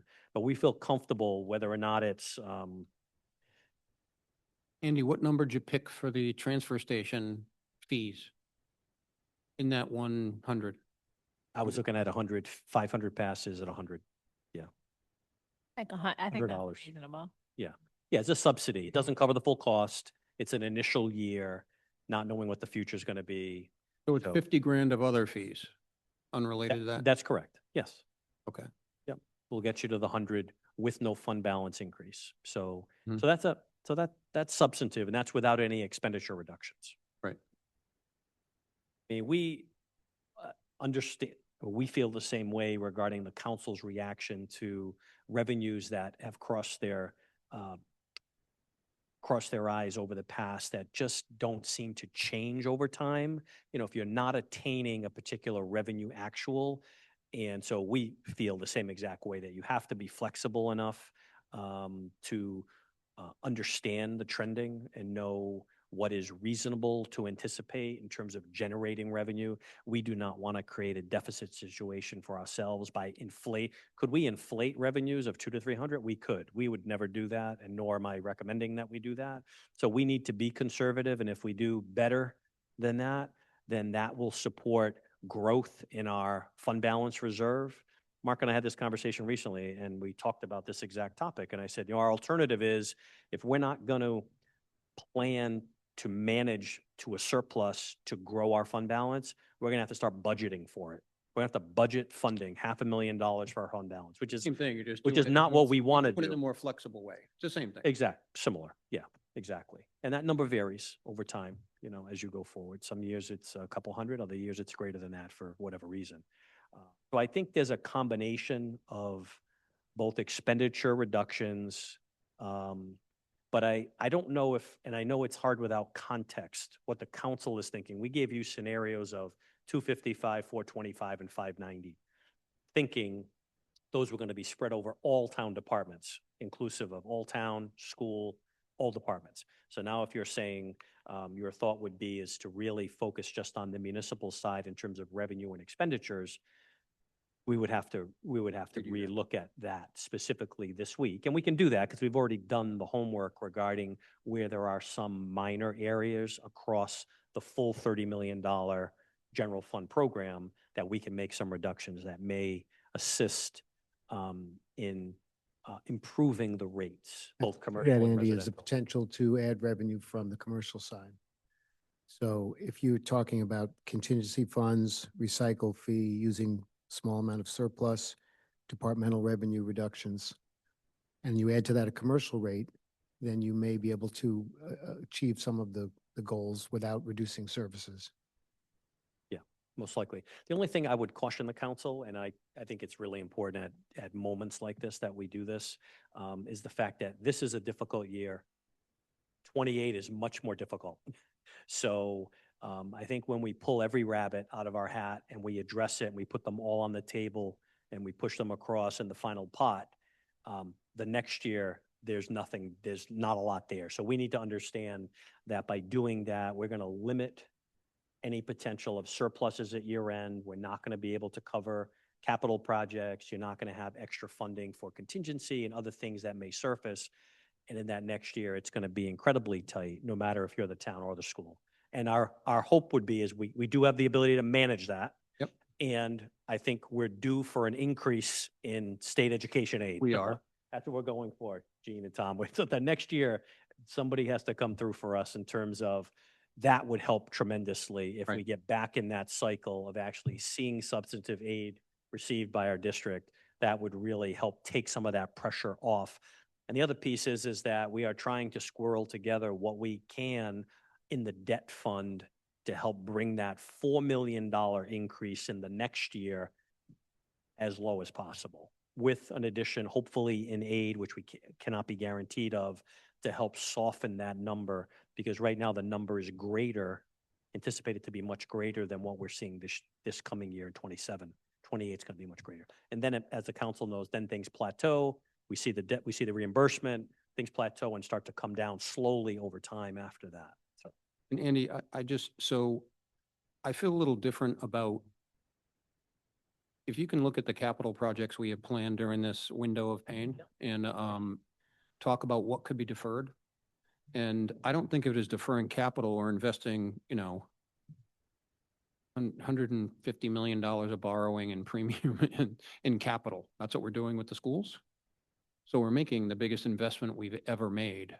And so if something that we have been carrying, I'm not talking about maybe the town garage, maybe something else that we can, that in light of the fact that we decided to do the schools, that we may consider putting off before we cut services. I'd like to hear what you think might be available. yeah, so when we, what I have in front of me today is the $1.57 million version, and that's what we had reduced to leaving. On the agenda, am I correct? This is what No, it was in the capital presentation that sorry, was Tom, made to sorry. you. Yeah. Yep. Let me see. Yeah, proposed capital was in late February. yeah, I Presented it. I forgot to bring the book with me.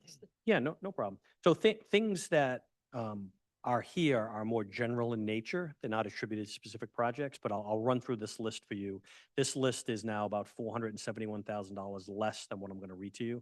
So one is just general park rehabilitation and improvements. So what we've done over time is we've created funds in all the departments. It might be fleet for the police department. We're putting in X number of dollars a year, and then the chief is able to tap those funds when he has a sufficient amount to buy one or more vehicles. In this case, we do the same in community services. So it's park rehabilitation and improvements, 100,000. Parks and capital equipment for a lot of their equipment for trucks, mowers, and other things that they require, 100,000. Building improvements and community services of 20,000, which includes a number of buildings scattered throughout town. Public Works, road and sidewalk and drainage improvements of 250,000. Public Works capital equipment, which could be any large truck, pickup trucks, all the way to loaders and jet vac trucks and other lifts, forklifts, skid steers, whatever, backhoes, anything like that. That is $300,000, and that's on a cycle of replacing our larger dump trucks, which cost about $250,000 each. So we build that fund to then be able to buy and replace a piece of equipment. All our smaller equipment has been transitioned to a leasing program, which Trish just recently reminded me next year, bad timing, is the year that program has to be rolled into the operating program. So we are budgeting for several $100,000 more in operating, which pays for about 20 vehicles that we purchased that are in use, right? The white vehicles you see all over town. Fire department building improvements and equipment of 350,000. Some of that is dedicated long-term purchases of whether it's a $600,000 rescue, $1 million engine, or the ladder truck at close to 1.8, 1.9 million. Police department and capital equipment of 200,000. The tax assessor's office budgeting for the statistical and full revaluations, which are hundreds of thousands of dollars over time. That's 25,000. Town hall renovations, we have a fund for this building, which we add funding each year, 36,000. Information technology of 100,000 for the multitude of projects that cross all different departmental lines. There's a fund that we build. Public safety communication is 30,000. And the annual planning programs of 60. So that program has been scaled back by about 471,000 to leave us at 1.1 million today. That was the full 1.5, almost $1.6 million program after we had reduced about 300,000 of that back in March, right after the February presentation. So I wouldn't say to you that there isn't the ability to further reduce that. What I can tell you is it's taken us probably 7 years to get to 1.1 and then to grow it. So that's the hesitancy you see coming from me in terms of now pulling it back for just 1 year, because I know we're going to have to do it next year. I'm not in favor of pulling back on capital improvements. I just really think that, I think it got them to, one of the reasons we're trying to make up for this is because we didn't have a good capital improvement program for so long. And I think all these departments, we rely on them heavily. They do work also for the schools as well. I'm not in favor of cutting. I mean, I can understand maybe raising revenue at the transfer station, although I think it'll break Peter's heart. But I think that this part, I'm not in favor of cutting. I really am not in favor of cutting on the town side. I just feel that we we do a lot with a little in this town. I agree. And I am not in favor of cutting any of these programs. No, if you don't want to cut the schools and you don't want to cut the town, then you're at the 7.6%, right? Yeah. I mean, I'm sorry, this is something I feel very strongly. We told people about this. And I understand it's a hit. And especially during these economic times, it is not easy. We could not have foreseen we would be with the federal government, that would be maybe difficult in these inflationary times. But I do feel that we had, we made a commitment to the schools. We also made a commitment to our town departments. We made a commitment to the residents over this. I mean, I'm willing to go through this exercise. I'm just not in favor of cutting anything on the town side. I'm going to stand up for the town on this one. Or at least in my eyes, I don't believe we should cut anything on the town side. Right. And Renew, I just, you know how Andy had presented, we're looking at levy increase of 6.88, but 7.6% on the residential rate. You know, Mark had commented that the presentation we got is these three scenarios. There's very little movement in the median household. I ran an $18,000 tax bill and looked at the difference between 7.6 and 6.88. It's 100 and something bucks. Like it's, and that's not nothing on it, but it's not, you know, we want it to, you know, I think before we'd vote to amend the budget, we want to know just what is available and consider it. And maybe we will decide to leave it where it is. Yeah. Or maybe we'll decide. No, and I appreciate that. I'm just saying that, like, for instance, I mean, I looked it up quickly while we were here. I mean, when Middletown was paying back or it had their first payment on their bond, they went over 9% on theirs. I mean, every town has gone through this, and I know next year is going to be worse. And I feel that if we take a cut this year, what are we going to do next year? We've already cut what we could cut. I mean, I think you're just putting off the inevitable at that point. And I think we owe it. Yeah, I feel like we owe it to our town departments. Just to give you context too, I mean, on that sheet, I'm sure you followed it, and just to say it for people who might be watching, it's just the saving. So if we cut 255,000, that's option A. It basically saves the average homeowner $50. That's what it saves you. Mhm. $50. So I'm not Month or a saying, year? again, 50 is A year? something. Yeah, the year. Not a lot. I look at it It's, this that's way. $50 a month. It's not a year. I'm sorry? The annual tax No, increase. no, if you Difference. cut the 255, Oh, you mean an additional decrease? yeah, if you Yeah. decreased it by the, like option A, you cut 255 out, it would save each average homeowner about Right, $50. From 888 One to time, 830. $50, yeah, Mhm. total. I would say, I hate when people kick stuff down the road when they need to handle it. Next year is going to be worse than this year. We got to do today what we got to do. There's not really much room. We took a lot of projects on. We're paying for these big projects. The economy's not doing well. The trickle-down economics of we're going to cut in federal and the state's going to cut comes down to us and we lose money. So we have to raise taxes because of that. I think unfortunately, for the most part, we just have to bite the bullet, pay our bills and not put us in a worse position for next year when we're doing the same exact thing. That's my opinion. Well, and Mike, it's not even just the trickle down. You don't have to get there. You just have to look at 3.8% inflation and then 2.04% to service the bonds, which we overwhelmingly voted for. And you're at almost 6% just for that. And the cuts to the aid federally went to the cuts to the state, Right. which then come to us. Right. And the schools are feeling that more than we are. Well, we're They are. feeling it because we're Well, I raising just the meant, taxes. they look at their separate budget as a department. But we have to make up for that, and we're in a position where, you know, we could move little things around, but overall, I don't want to put us in a position where we're worse off next year, and we're talking about, you know, we can't do anything, we can't pay our bills without raising taxes through the roof. So it's better just to bite the bullet today than have to kick the can down the road. Like So I Mike, said, do you feel like you could, you know, after we hear what Andy has to say and Trish will be back and all that, do you feel like you could consider the 7.6? Sorry? The 7.6% increase that I mean, if Andy- that's what we have to do, we have to do. I would like to get it down, but I don't want to start cutting projects. You know, this, you know, for instance, let's take the transfer station? Raj? transfer station. I mean, there's a lot of people that use that. I think it's more than we realize. And, you know, they should be able to come here and fight for that not to be moved, or maybe for nobody it. will show up, but I don't think you pull that out on somebody without discussing it, you know, the week before, you know, you're doing the budget. That should have been in there a long time ago if this was something we're considering. Wasn't something that we told people was going to happen if they voted for the school bonds. Somebody might have voted different. They're like, oh, and there are a lot of people that don't have kids that use the transfer station.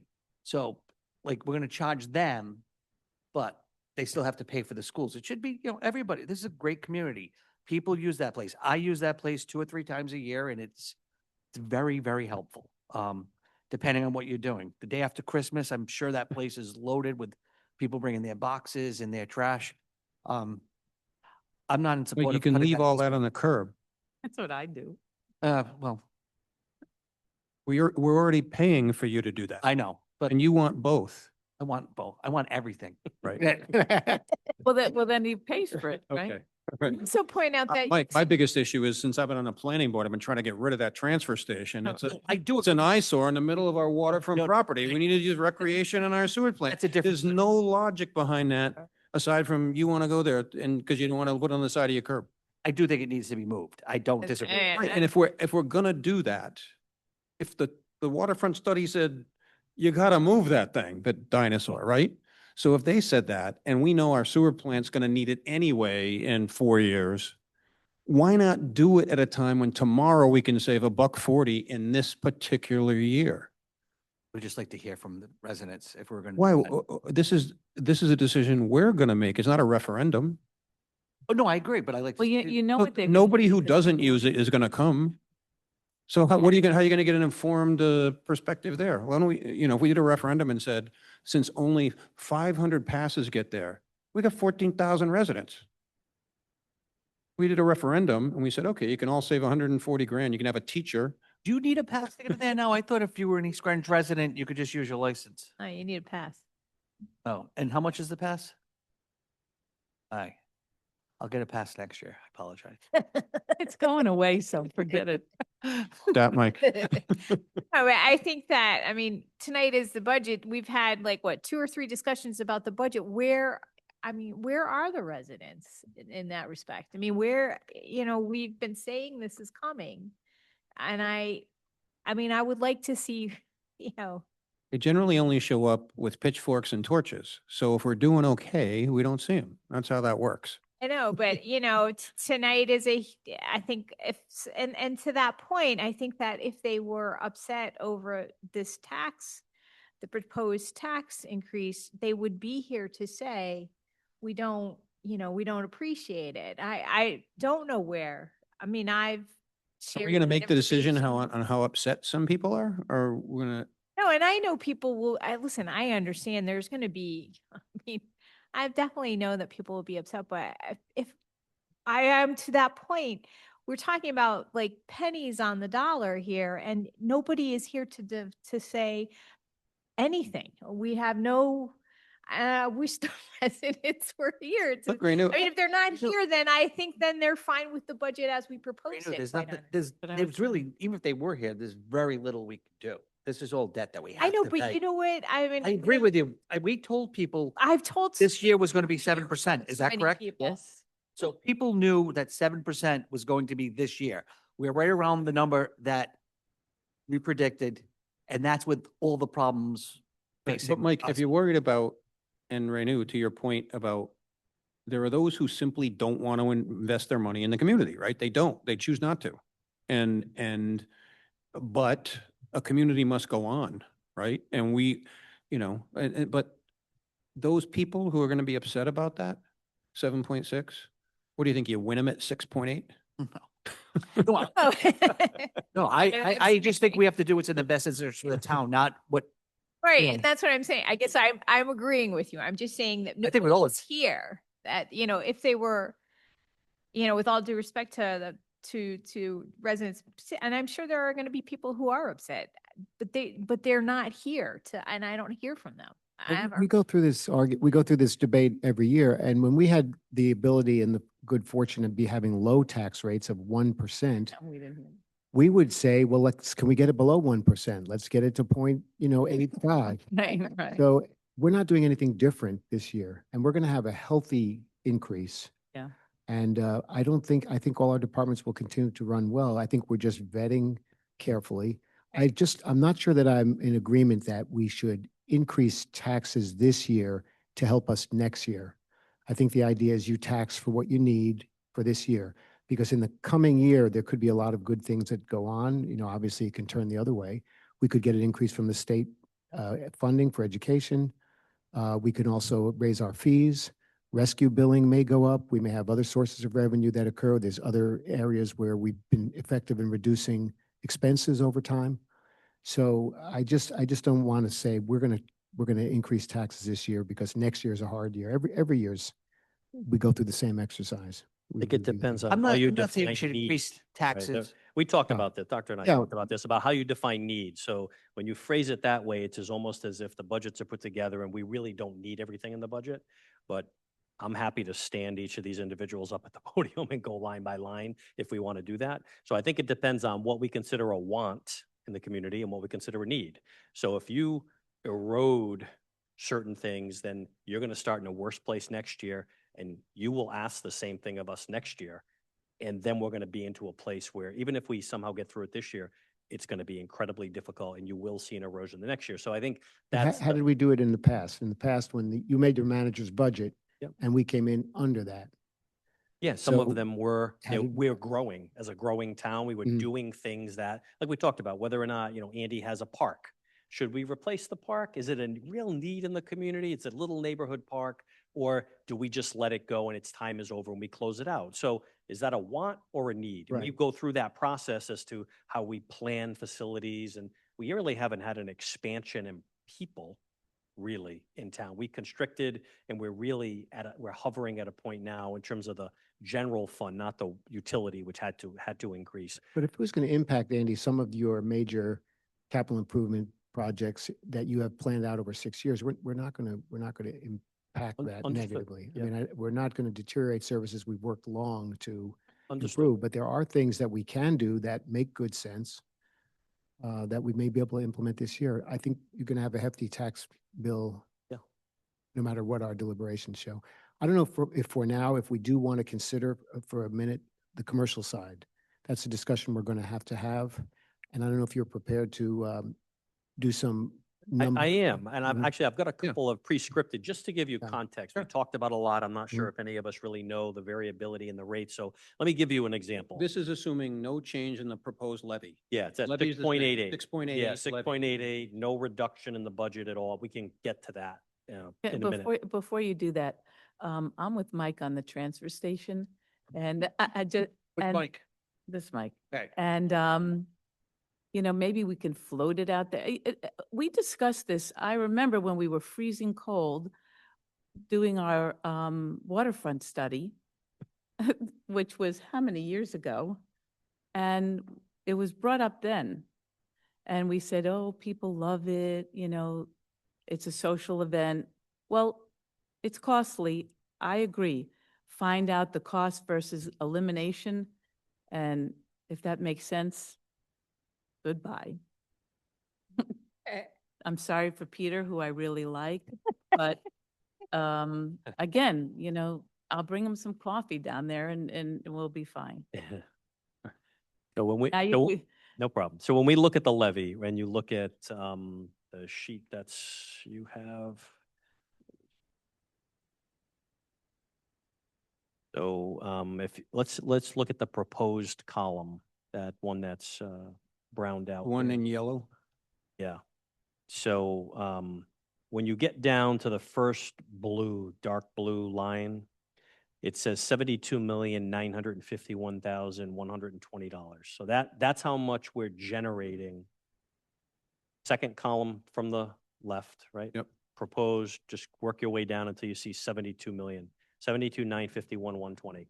So that's the number that we're focused on another series of spreadsheets that Trish develops regarding what our role needs to generate for taxes, right? So from that, then you've got the ability to change the rates. And so if we're not changing that number yet, what I would do is you today have just approximately a 7.6 residential rate, you have a 2.78% commercial rate, and you have no change in the rate. That's the increases. You have no change in the rate for personal property tax. That's 45.50 because we can't change it.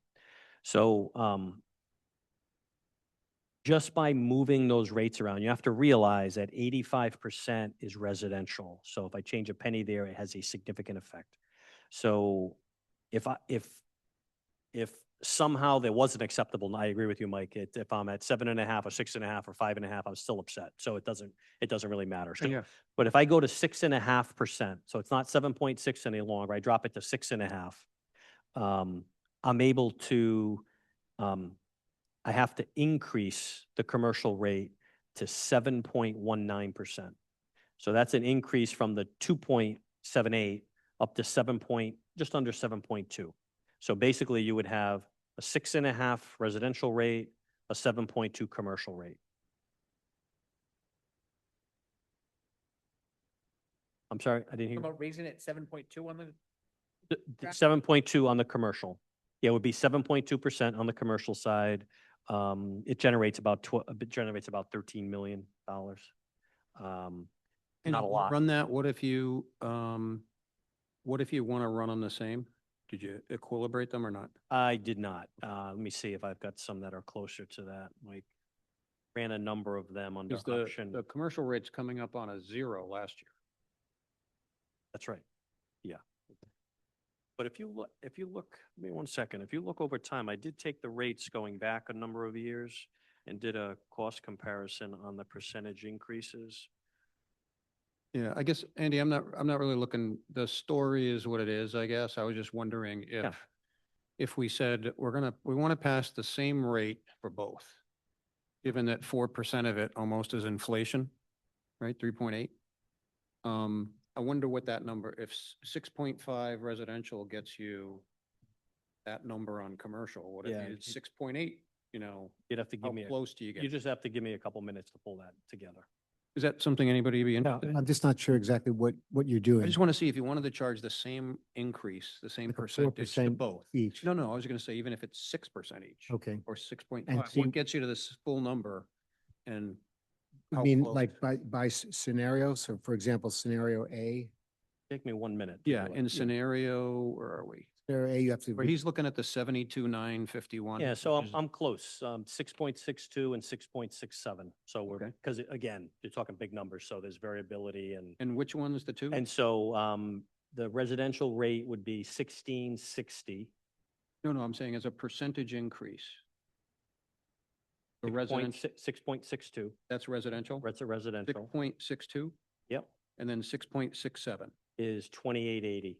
Okay, and Yeah. that would be, and that gets you no That's you cut. 72,953,000. So we need 72,951. Again, a lot of rounding there as well. So Right. that would get you those. And what's the reduction from the proposed rate, or is that at the proposed rate? The proposed total Proposed levy? levy. Yeah, same levy. Total levy? Levy, that's no Oh, budget reduction. Okay, at all. that's the 6.88 levy. Yeah, no budget reduction. So if you charge them each the 6.6 change, you end up with the 72 million. And, Yes. and it would be, you'd still see an increase on the residential side of about $780 per household. Well, 6.6 is, On average. Yeah, Yeah, it would. because come I down. mean, I'm looking at, you have it and another, well, scenario A is, so, I mean, you'd still see a significant increase. Oh, I get- yeah, it doesn't change much, Renew. I mean, like I said, we kind of knew that when you start playing with numbers and you're not really changing them by hundreds of thousands of dollars, you're not going to really change the local impact on. I mean, it much. I am a little concerned. I mean, I do think some of the smaller businesses, I'm not sure that they can take a huge increase. I think at least that's what some people that I know who have small businesses, not bars and restaurants, I'm talking about. and they got a 0 last year. And Yeah, but compare that to our the smaller, year Before. smaller March, residents. Yeah, the difference here, you'd have to go back to 2018 is the last time you had consistent rates, residential, commercial, the rate was the same. Yeah. Here, we're talking about the increase being the Increase, same, yeah, Of course. which is different, but you'd have Yeah. to go, but you'd have to go back to 18, the last time that They've happened. taken a significant hit in the past, especially the small businesses. But even with the 8% renew, if you don't touch them and you don't try to make them more equal, over that 3-year window, you're going to see the residents pay way more than the commercials, the rise. And once again, we're back to what we found crazy, which is No, having the residents subsidize the businesses again. No, and I'm not saying that I'm not sure that, I guess I'm a little hesitant to hit them hard again this year with the potential of next year, we're going to have the same argument or it's, When it comes to the rates on the commercial side, over the past 10 years, the only major blow renew was the 2024, that 8.3%. Yeah. The year before that, 23, it was 3.1, 3.2. The year before that, it was 3.9. Then there was a reduction. It went from 2325 down to 2101.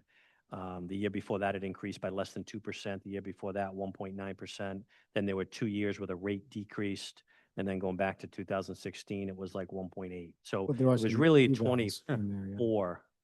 If you 24 look was at- the tough and year. Renew, if you look at the 8% bump that 1 year, Yeah. followed by a 0, call it 4 on the average, right? Right. And then, so it's not, uh, once we set these values and we make a decision from a policy perspective where we wanted to end the resident subsidizing the businesses when they were all at the same flat rate.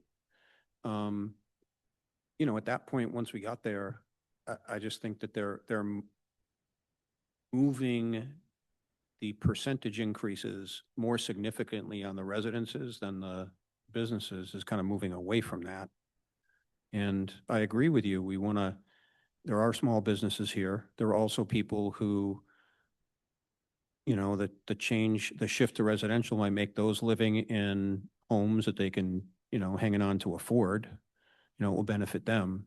And let's not forget the businesses have one advantage that the resident on a fixed income doesn't, which is they at least have the opportunity to pass along the costs to customers, which a resident does not. I don't disagree. I'm just saying it is like we're, you know, kind of half here because I think on both sides it's going to be painful, particularly this economic year. I guess I am mindful of that. And I don't know, are we seeing a big savings on the residents? Sort of struggling with this myself. Andy, what was the commercial tax? You said in 24 was the 8%. What was it in, 8.3. what was it in 25? It was 0, it was 27 and 27. But there were, Didn't there were increase it. 2 years. How about the year before in 23? Because there were 2 years. 3.19. Yeah, it went from 2185, I'm sorry, that's the residential. It went from 2416 to 2493. So that was a 3.19%. Was there a reval year in one of those, in one Yeah, of those? Sure, there's I'm Because sure there if it was. Or 1 year, statistical, yeah. but I think what happened was they had a reval, but the tax rate didn't go down very much. In fact, it went up a little bit, even though there was a reval. Year before that, it was 3.91. Mhm. It went up. And then there was a drop the year prior. Was a drop in the rate, probably because of a reval. And then there was 3 more years and there was another drop because that's when they happened, statistical, and then the full. 3 statistical, 3 years statistical. Was then there a 3 years year full. where they had a reval and it didn't drop very much or none? So remember they actually got hit pretty hard that year, even though the percent increase was That's right. low. That can happen. It was a yes. reval.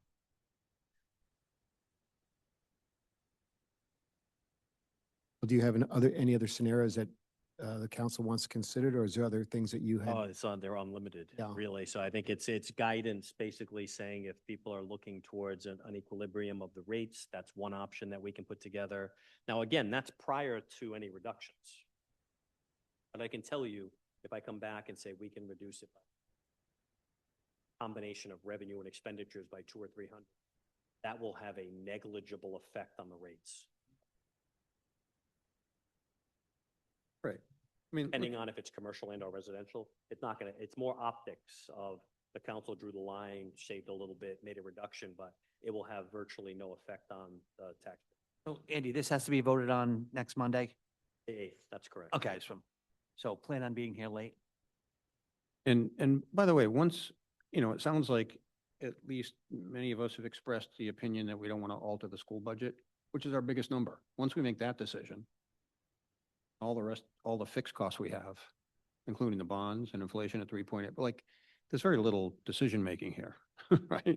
It's just about what you want to do, commercial, residential, or whether you want to force cuts of a couple of 100,000, maybe 300,000. And those cuts, the only thing I wanted to hear about was whether there were things that we call cuts, like we might intuitively think you're letting people go, right? As opposed to we're not building the doghouse that we planned. Sure. You know what I mean? Like like we talked about the funds to smooth, right? For Yes. next year. That's not cutting a service. No. So I just exactly. wanted more of an inventory of those things. I know you rattled them off, Yeah. but that's just something, if we want to consider that, those are the things I guess, I would want to hear. I mean, in those subjects, just to be honest with everybody, those are complicated subjects because there are times that we outsource services, right? So there are times where we take a service inside and the school does the same. You take a service in, you hire somebody. So now there's a face to the position versus me hiring Steve's company and I'm outsourcing it. And no one knows pretty much anything at that point. So it's easy to cut that. It's a little tougher when you have a face to the name and the person's showing up at the building every day. Right. But we do that. Like, and the council knows that. That's not an easy thing to do, but we're going through multiple restructurings and multiple departments right now so we can continue to advance. Sometimes it's a constriction. Sometimes we need to advance a service, and I need the people in those professional roles who can actually do that work. And so we make modifications. It's ongoing. And a lot of times we absorb that within our existing budget. And many times the council may learn of it in passing, or if we report out, we bring somebody in and we talk to you about it, or it shows up in the next year budget discussion where that's another way that people learn about it. But that's an ongoing fluid process. And I know in government, education and others, it's, no one wants to talk about it as if you're hired for the rest of your life. And clearly none of us are, but it's a business and we need to be able to deliver the services that you're talking about and articulating tonight. And to do that effectively, we need to be nimble and we need to continue to make changes. And that's what we try to do. So, but yes, we can, I'm happy to come back and talk about it. It's hard. What I would say for any of the departments with no context to say, we're going to be in a good place if we reduce the budget by 300,000 total cost or 500 or $1 million. It's very difficult to come back because we can all restructure if we know we have to restructure. You said, you know what, it's just not possible. We don't have the funding. This is untenable. We can't be talking 6-7% rate increases no matter what FY28 is going to bring us. Then we would go back and say, okay, because we're not at that point right now. We're still looking at being opportunistic and we're looking at growth opportunities. We're looking at subsidizing with some local dollars and then bringing in other dollars to make things happen. And some things, community services charges fees. They pretty much charge fees for everything. That's how they survive. They charge, people in East Greenwich are willing to pay. So if they're successful, the program grows and we keep adding. Other departments, they don't have the luxury of bringing in revenue. So if there's a cost to it, we try to look at other ways and we invest in technology a lot to be able to prevent us from having to hire another person with benefits for the extra cost. We try to make it a little more efficient that way by instituting technology. So each department is very different. It's really not an across the board evaluation that we'll go through. But it's challenging when we don't have any direction regarding is it 6%, 7%, 4%, where you want to fall. Like if there's a place to fall, we can try to get to that place and I can articulate all of the method and the actions we've taken to get there. But when there's really nothing, I'm hearing generally to get the residential rate under 7, to get it into the 6s. Not that anybody has agreed to that, but that seems to be more palatable from what I'm gleaning from the council's comments tonight. Yeah, and then if we can look at that, not be much, maybe even in the businesses just rise the cost of inflation. Yeah. And then see where if that gets you under 7, like there's maybe those Okay. things before discussion of the kind of things that would have to forego if we wanted to drop it, just to everybody to hear what they would be. I just want to say, when we originally looked at this in 23, under $150 million, excuse me, in the tax assumptions at that time, the Trish had down, or the town had down, that the potential tax levy at that time could be 9%, potentially could have been 9%. That is something that we had looked at, so I don't, I guess that's where I'm coming from, that we had looked at even higher numbers when we were proposing this bond. And we had talked about higher numbers when we had talked about this in 24 and 25 for this year. So that's, I guess, really where I'm coming from, is the fact that I'm not sure that I realize I'm comfortable with the numbers that we're proposing this year, or the numbers that were proposed originally. So I just want to make that clear for everybody.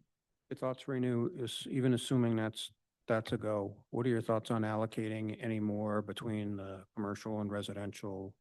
I have an obligation and date, so I'll see everybody. I have to go.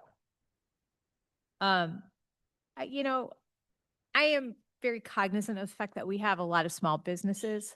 And I recognize that, this is basically splitting hairs at this point. Somebody's going to take the heat. Nobody wants to pay for it and everybody needs to. I don't know. I really am having a hard time with this only because of the way that this is. No, I mean, I have heard from a couple small businesses. I'm not saying I've heard from everybody, but I have heard from a couple small businesses that I'm friends with, and they have said that, the economic times, it's hard. It's not easy.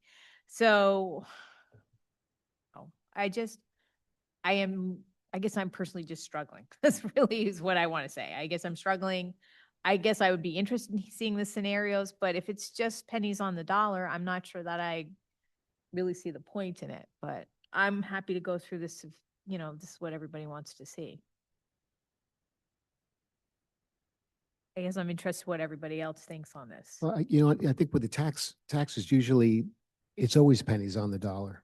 Yeah. Because you really can't make enough of a change that you're going to save $1,000 a year. It's always going to be $50, $75, $80. But I think the tax increases, they do compound over time. We already are a high tax town. We're, I think, number 6. We knew that going into this bond. I mean, forgive me, I don't want it, but like going to this, we were aware that Let this me just was a finish out potential. my conversation.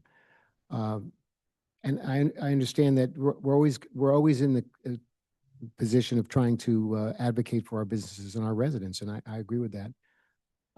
I think I would like to explore bringing the increase down below 7%. I think that is a very significant burden. And when we talk about burdens on residents, that 7%, above 7%, 7.6% is a burden on commercial.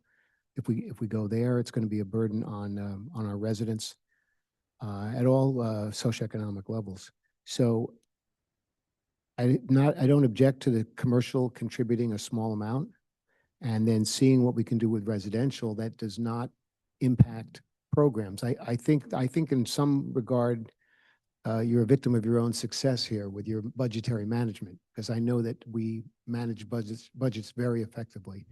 And if we can go back and find some areas that may not impact services, allow us to reach a goal. But I understand how each counselor would like to land at a different place. And there's nothing magical at 7. It's not a magic number, but I think this is really an area that we did expect it, but I don't think we expected to see other economic indicators and economic challenges emerge at the same time that we happen to be borrowing $150 million.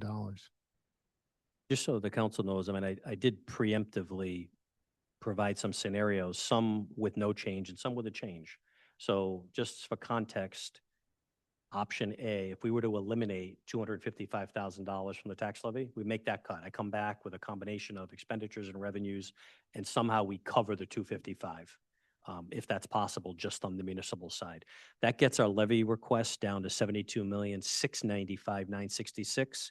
And in that scenario, I can give you a fairly equal distribution. I can give you a residential rate of 6.36% increase and a commercial increase of 5.63.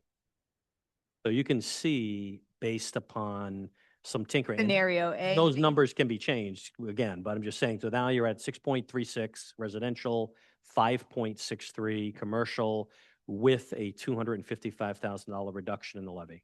So, moving in a direction that is probably more palatable in a difficult year, that people had expectations that there was going to be an increase. But so that is just one scenario that I put together while we were talking. I had done some of it earlier. And I'm sorry, you're taking the 255 that's cut, you're taking it, are you just still reducing it, or are you pushing it off onto the commercial side?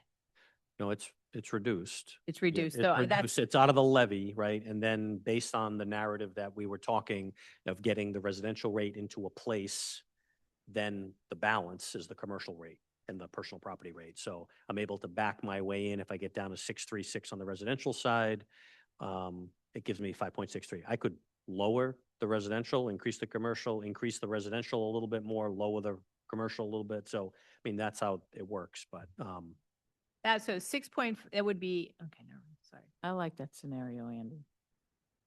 better. Yeah, maybe. I would make up maybe a little bit of the difference on, and on the commercial side. I'm sorry, what was that? I was gonna say maybe a little Well, bit it's of okay. that difference on the commercial side. Well, I still understand what you're saying. No, I was just saying, like, instead of reducing it by the 255, maybe that's like a penny more on the commercial side or something like that. I don't know. You would raise the commercial side and lower the If rest. they're nice, it just argued the opposite. Yeah. But I didn't understand. And I think putting those numbers on the table is good because it gives us kind of a starting point. I think if you had 5 people around the table, you could ask them, each one would have a different landing Agreed. spot. Yeah. And you do have 5 people around the table. Just hypothetically, you. Yes. So that's what I would hope to do Monday. All right. Like, we'll come in with a number of scenarios, revenue, expenditure. I'll let you know if 255 is untenable, but we'll give you the number, or it could be more than that or less. And then that comes off the levy. It reduces, 255 gets you to the 6.5% levy as option A. That's why I use that number. Just easy to follow. Gets you to the 6.5, and then you've got the ability to break down the residential and commercial rate a number of different ways. So if you had something that the council could agree on in a reduction, then we're really looking at residential versus commercial. Like if you said we can come up with 250 in reductions and it was acceptable to the council, you told us where it came from, Yes, then the argument would be narrowed to commercial versus That's correct. residential. that's right. So I wonder if you can comment, Andy, we had this conversation as well about some of your concerns about commercial rates. I know that we are number 3 in the state, and I'm not sure if that's a valuable metric or not, that we're number 3. I mean, the Johnston, I think, is the highest. And I think the interplay really comes down to is, what is it going to cost? I'm on the chamber board, so I Yeah. talk to businesses all the time. I was with them up at New England Tech for a meeting this past week. And so I kind of talked to them at length about some of the meetings I've had with them recently and about the shared investment, town and business, right? Because a lot of times I told them, we don't always get the sense that all of the things the town does for the business community is appreciated. And it came out of a long context of a long conversation that we had. But in those conversations, it's very educational for me to hear, because most of them are small business owners, right? So, and I really believe one of the greatest challenges is that I do believe that as businesses turn over, the vacancy is key. It's a key evaluator of how quickly things are turning. People, and as we know, yes, there is turnover in every business. Even the best businesses, there's always turnover. And as long as people move in, they invest dollars, they're renovating buildings, and a new business is coming in. Not after a long period of time. It's fairly quick turnover. So that still talks to the health of our district. But I think it is a struggle, and we are part of the cause. The standard of living, the quality of life, the cost per unit, the rent that some of them are paying, and maybe their eyes are bigger than their stomach, where they come in and they want to be part of what's happening here on Main Street, and they make that investment, but the costs of doing business here, maybe their business is not compatible with the costs of doing business here, so ultimately they don't survive and they have to turn over. So that, I think it's a little bit of both of those things that is happening, that we see happening in town, because we only have 12% of our whole base is commercial, which is unfortunate. It'd be great if it was like 25%, would really help provide the relief that we need on the residential side, but we just don't see it.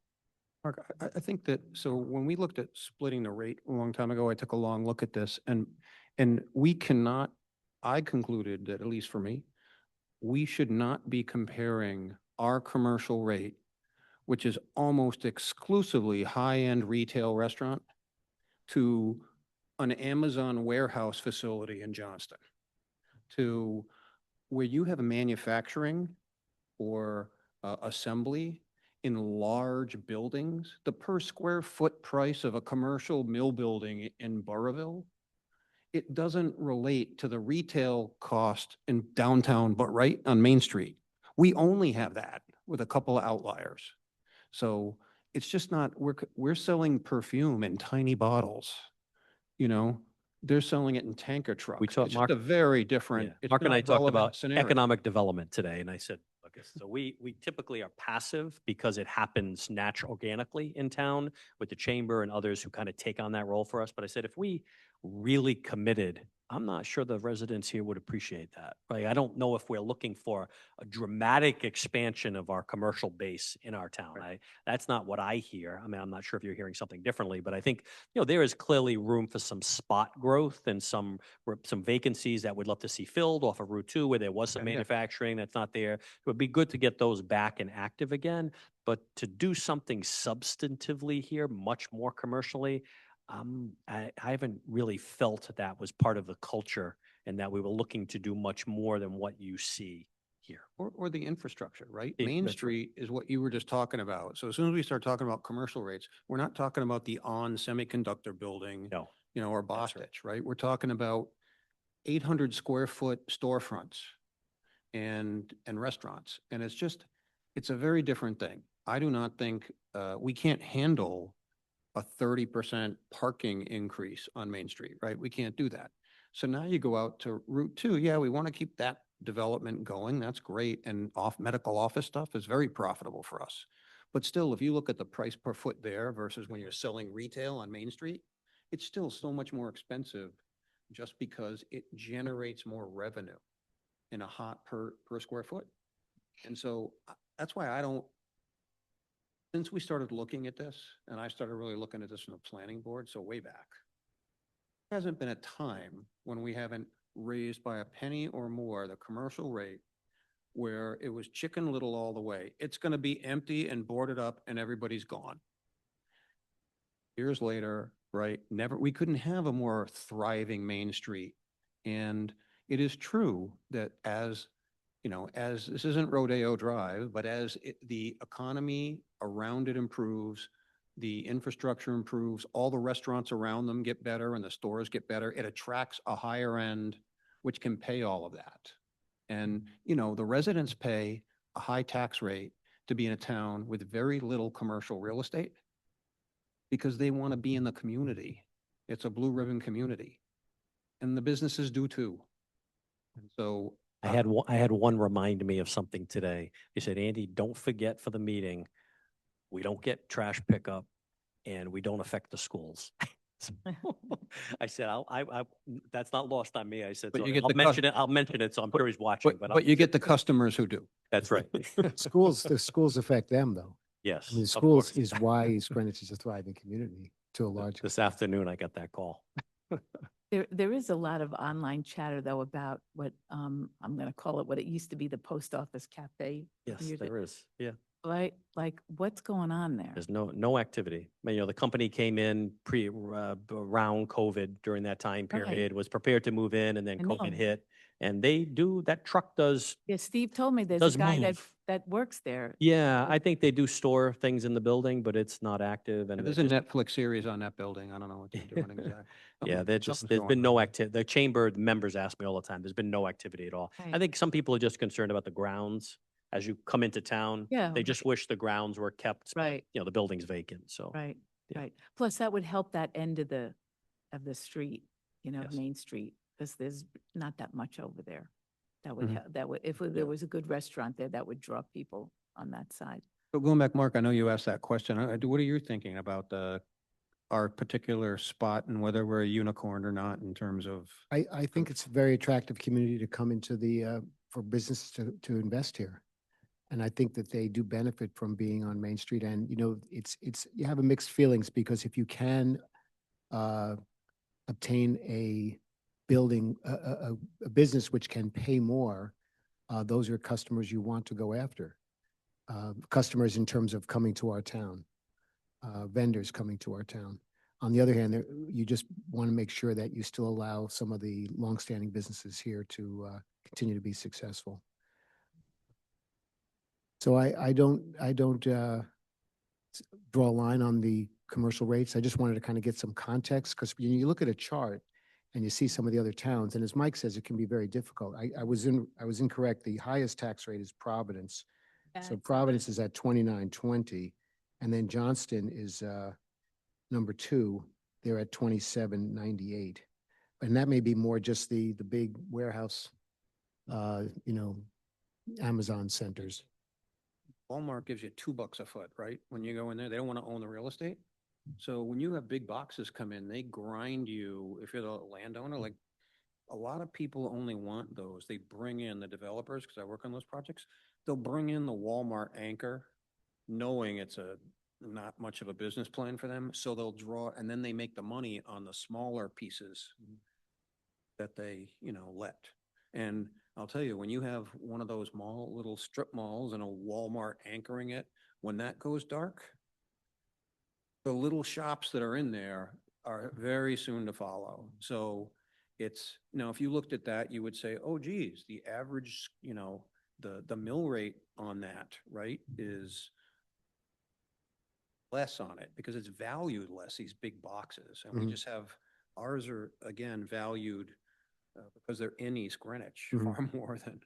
But they can seem to fill where, I'm gonna sound like a Rhode Islander, where Benny's was, right? How long has that been That's a vacant? non-compete, actually, I think. Yeah, they have a non-compete there that's still viable. Market And by the way, that's a family with a business plan, right?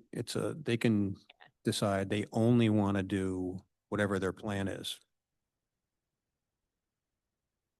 I think for next week, Andy, I just want to see from the counselors what information they may want to help us make decisions next week when we reconvene. So I think we're talking about a number you can defend as far as reductions, budget reductions. And it sounds like also various scenarios with commercial rate and residential rate changes. And as far as, I don't know if other counselors have a sense of where they would like to see the budget land based on either levy or tax rate, so that Andy can have a little bit more of a target. Right now, he's kind of doesn't have a finish line here. I think for myself, again, I would like to be in the 6% range for the residential rate. I Say would- 6% range, you mean 6.0% or in the below 7% range? What does that mean? 6.5 plus or minus 5. I like below 7 as well. That's I'm very fine doable. with where we are. I personally have Yeah. I'm fine with where it currently landed, so I will be interested to see what everybody else thinks. I'd like to be under 7 and have the businesses pay at least cost of living, on the commercial side. And, but to get there, I need to know what's being cut. I agreed with you, Andy, that this is a good budget. I'm not, I think it works. And I think it's lean and productive, and we're not just shrinking. We're going to keep building. And so I can live with it. I'd like to, so I'd want to see what has to be cut, or more importantly, deferred. And what are the revenue, so if you can defer, What's going to be cut? if you can defer and generate revenue and get us home to under 7 and all, that's kind of what I'm thinking. But I don't want to make any decisions, probably like Ray knew, as to whether or not we'd want to force you below until I know what that costs us in terms of services Understood. and deferrals. Yeah. Mike, I just wanted to have you clarify, when you say you want the businesses to pay the cost of living, is that? I was thinking the 3.8. Okay. The So I'm just inflation wondering rate, that's what I was if thinking. that's the best metric to use, the inflation rate.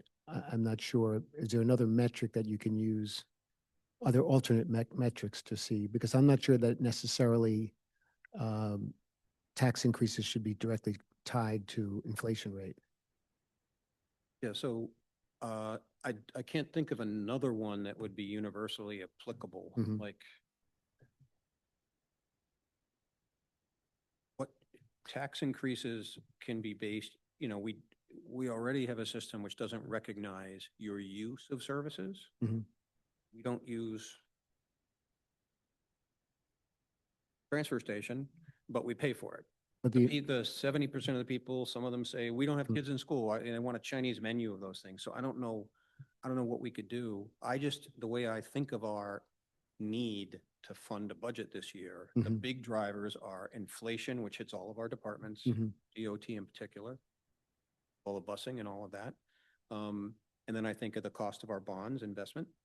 So that's where I was thinking. Do you have a thought that? I'm not sure. Yeah, I don't have a metric. I'm just wondering because the cost of living, depending on what index you use, the consumer price index, that includes things like food and medical care, which may not impact a business directly. They may have different contingencies on. Yeah, I wasn't thinking of the tax is to fund what their cost of inflation. It was our cost of inflation. But our cost of inflation may not be reflected by the consumer price index, for example. I know there's another metric that is used for consumer sentiment. I can't remember the name of it now. But if what we're doing is, that's complicated because Mm. what we could say is if most of our expense is our personnel, the great people who work for us, including our big teachers, you have to fund that, which Mhm. is cost of, like, we do consider that as we project that out. That's always a discussion in the contract negotiations, what's real and what's, in addition, that they're not, if we use the 3.8, suppose the 23% increase in healthcare costs is much more than that.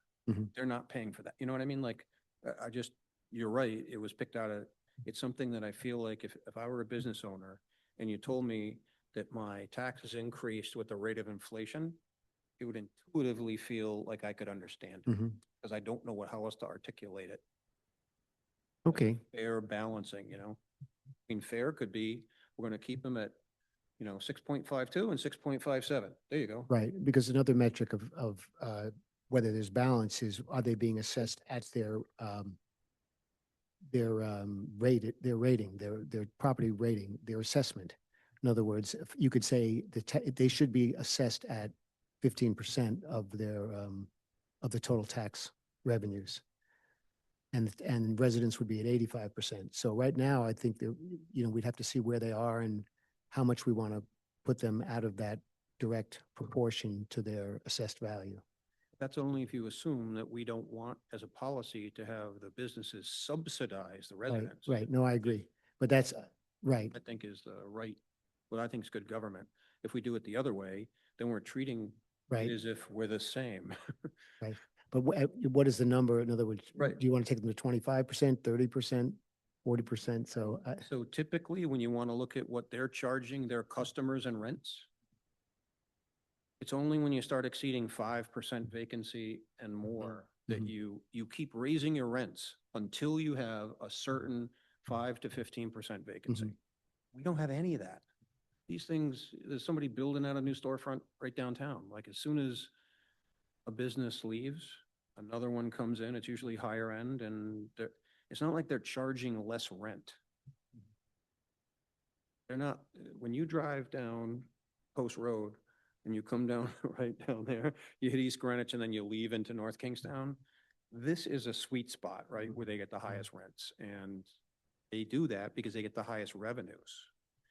I mean, they're enjoying the benefits of us funding our schools, funding our community to a point where the people who want to live here, which puts price pressure on everything, and they end up with a customer base that supports their income out of that same building, which they wouldn't get anywhere else. So they get taxed for the privilege of driving those profits in our community. Is just how I think about it. yeah, no, I appreciate it. We've had this discussion before. And I think it's worth reconsidering each time we go through this process. Other questions for the manager? We also have all our department heads here. Anybody have any other questions? Our superintendent, Dr. Kenworthy, is here, and Jean Quinn from the school department. Thank you for attending the meeting tonight. This may be your last opportunity, Karen. If you have a No, I question have for them. I have nothing. Okay. All right, if there are no other questions, then I think we will finish up for tonight, and I'll ask for a motion to adjourn. So moved. Second. All those in favor? Aye. Aye. Motion carries 4-0 with Councilor Zarella absent.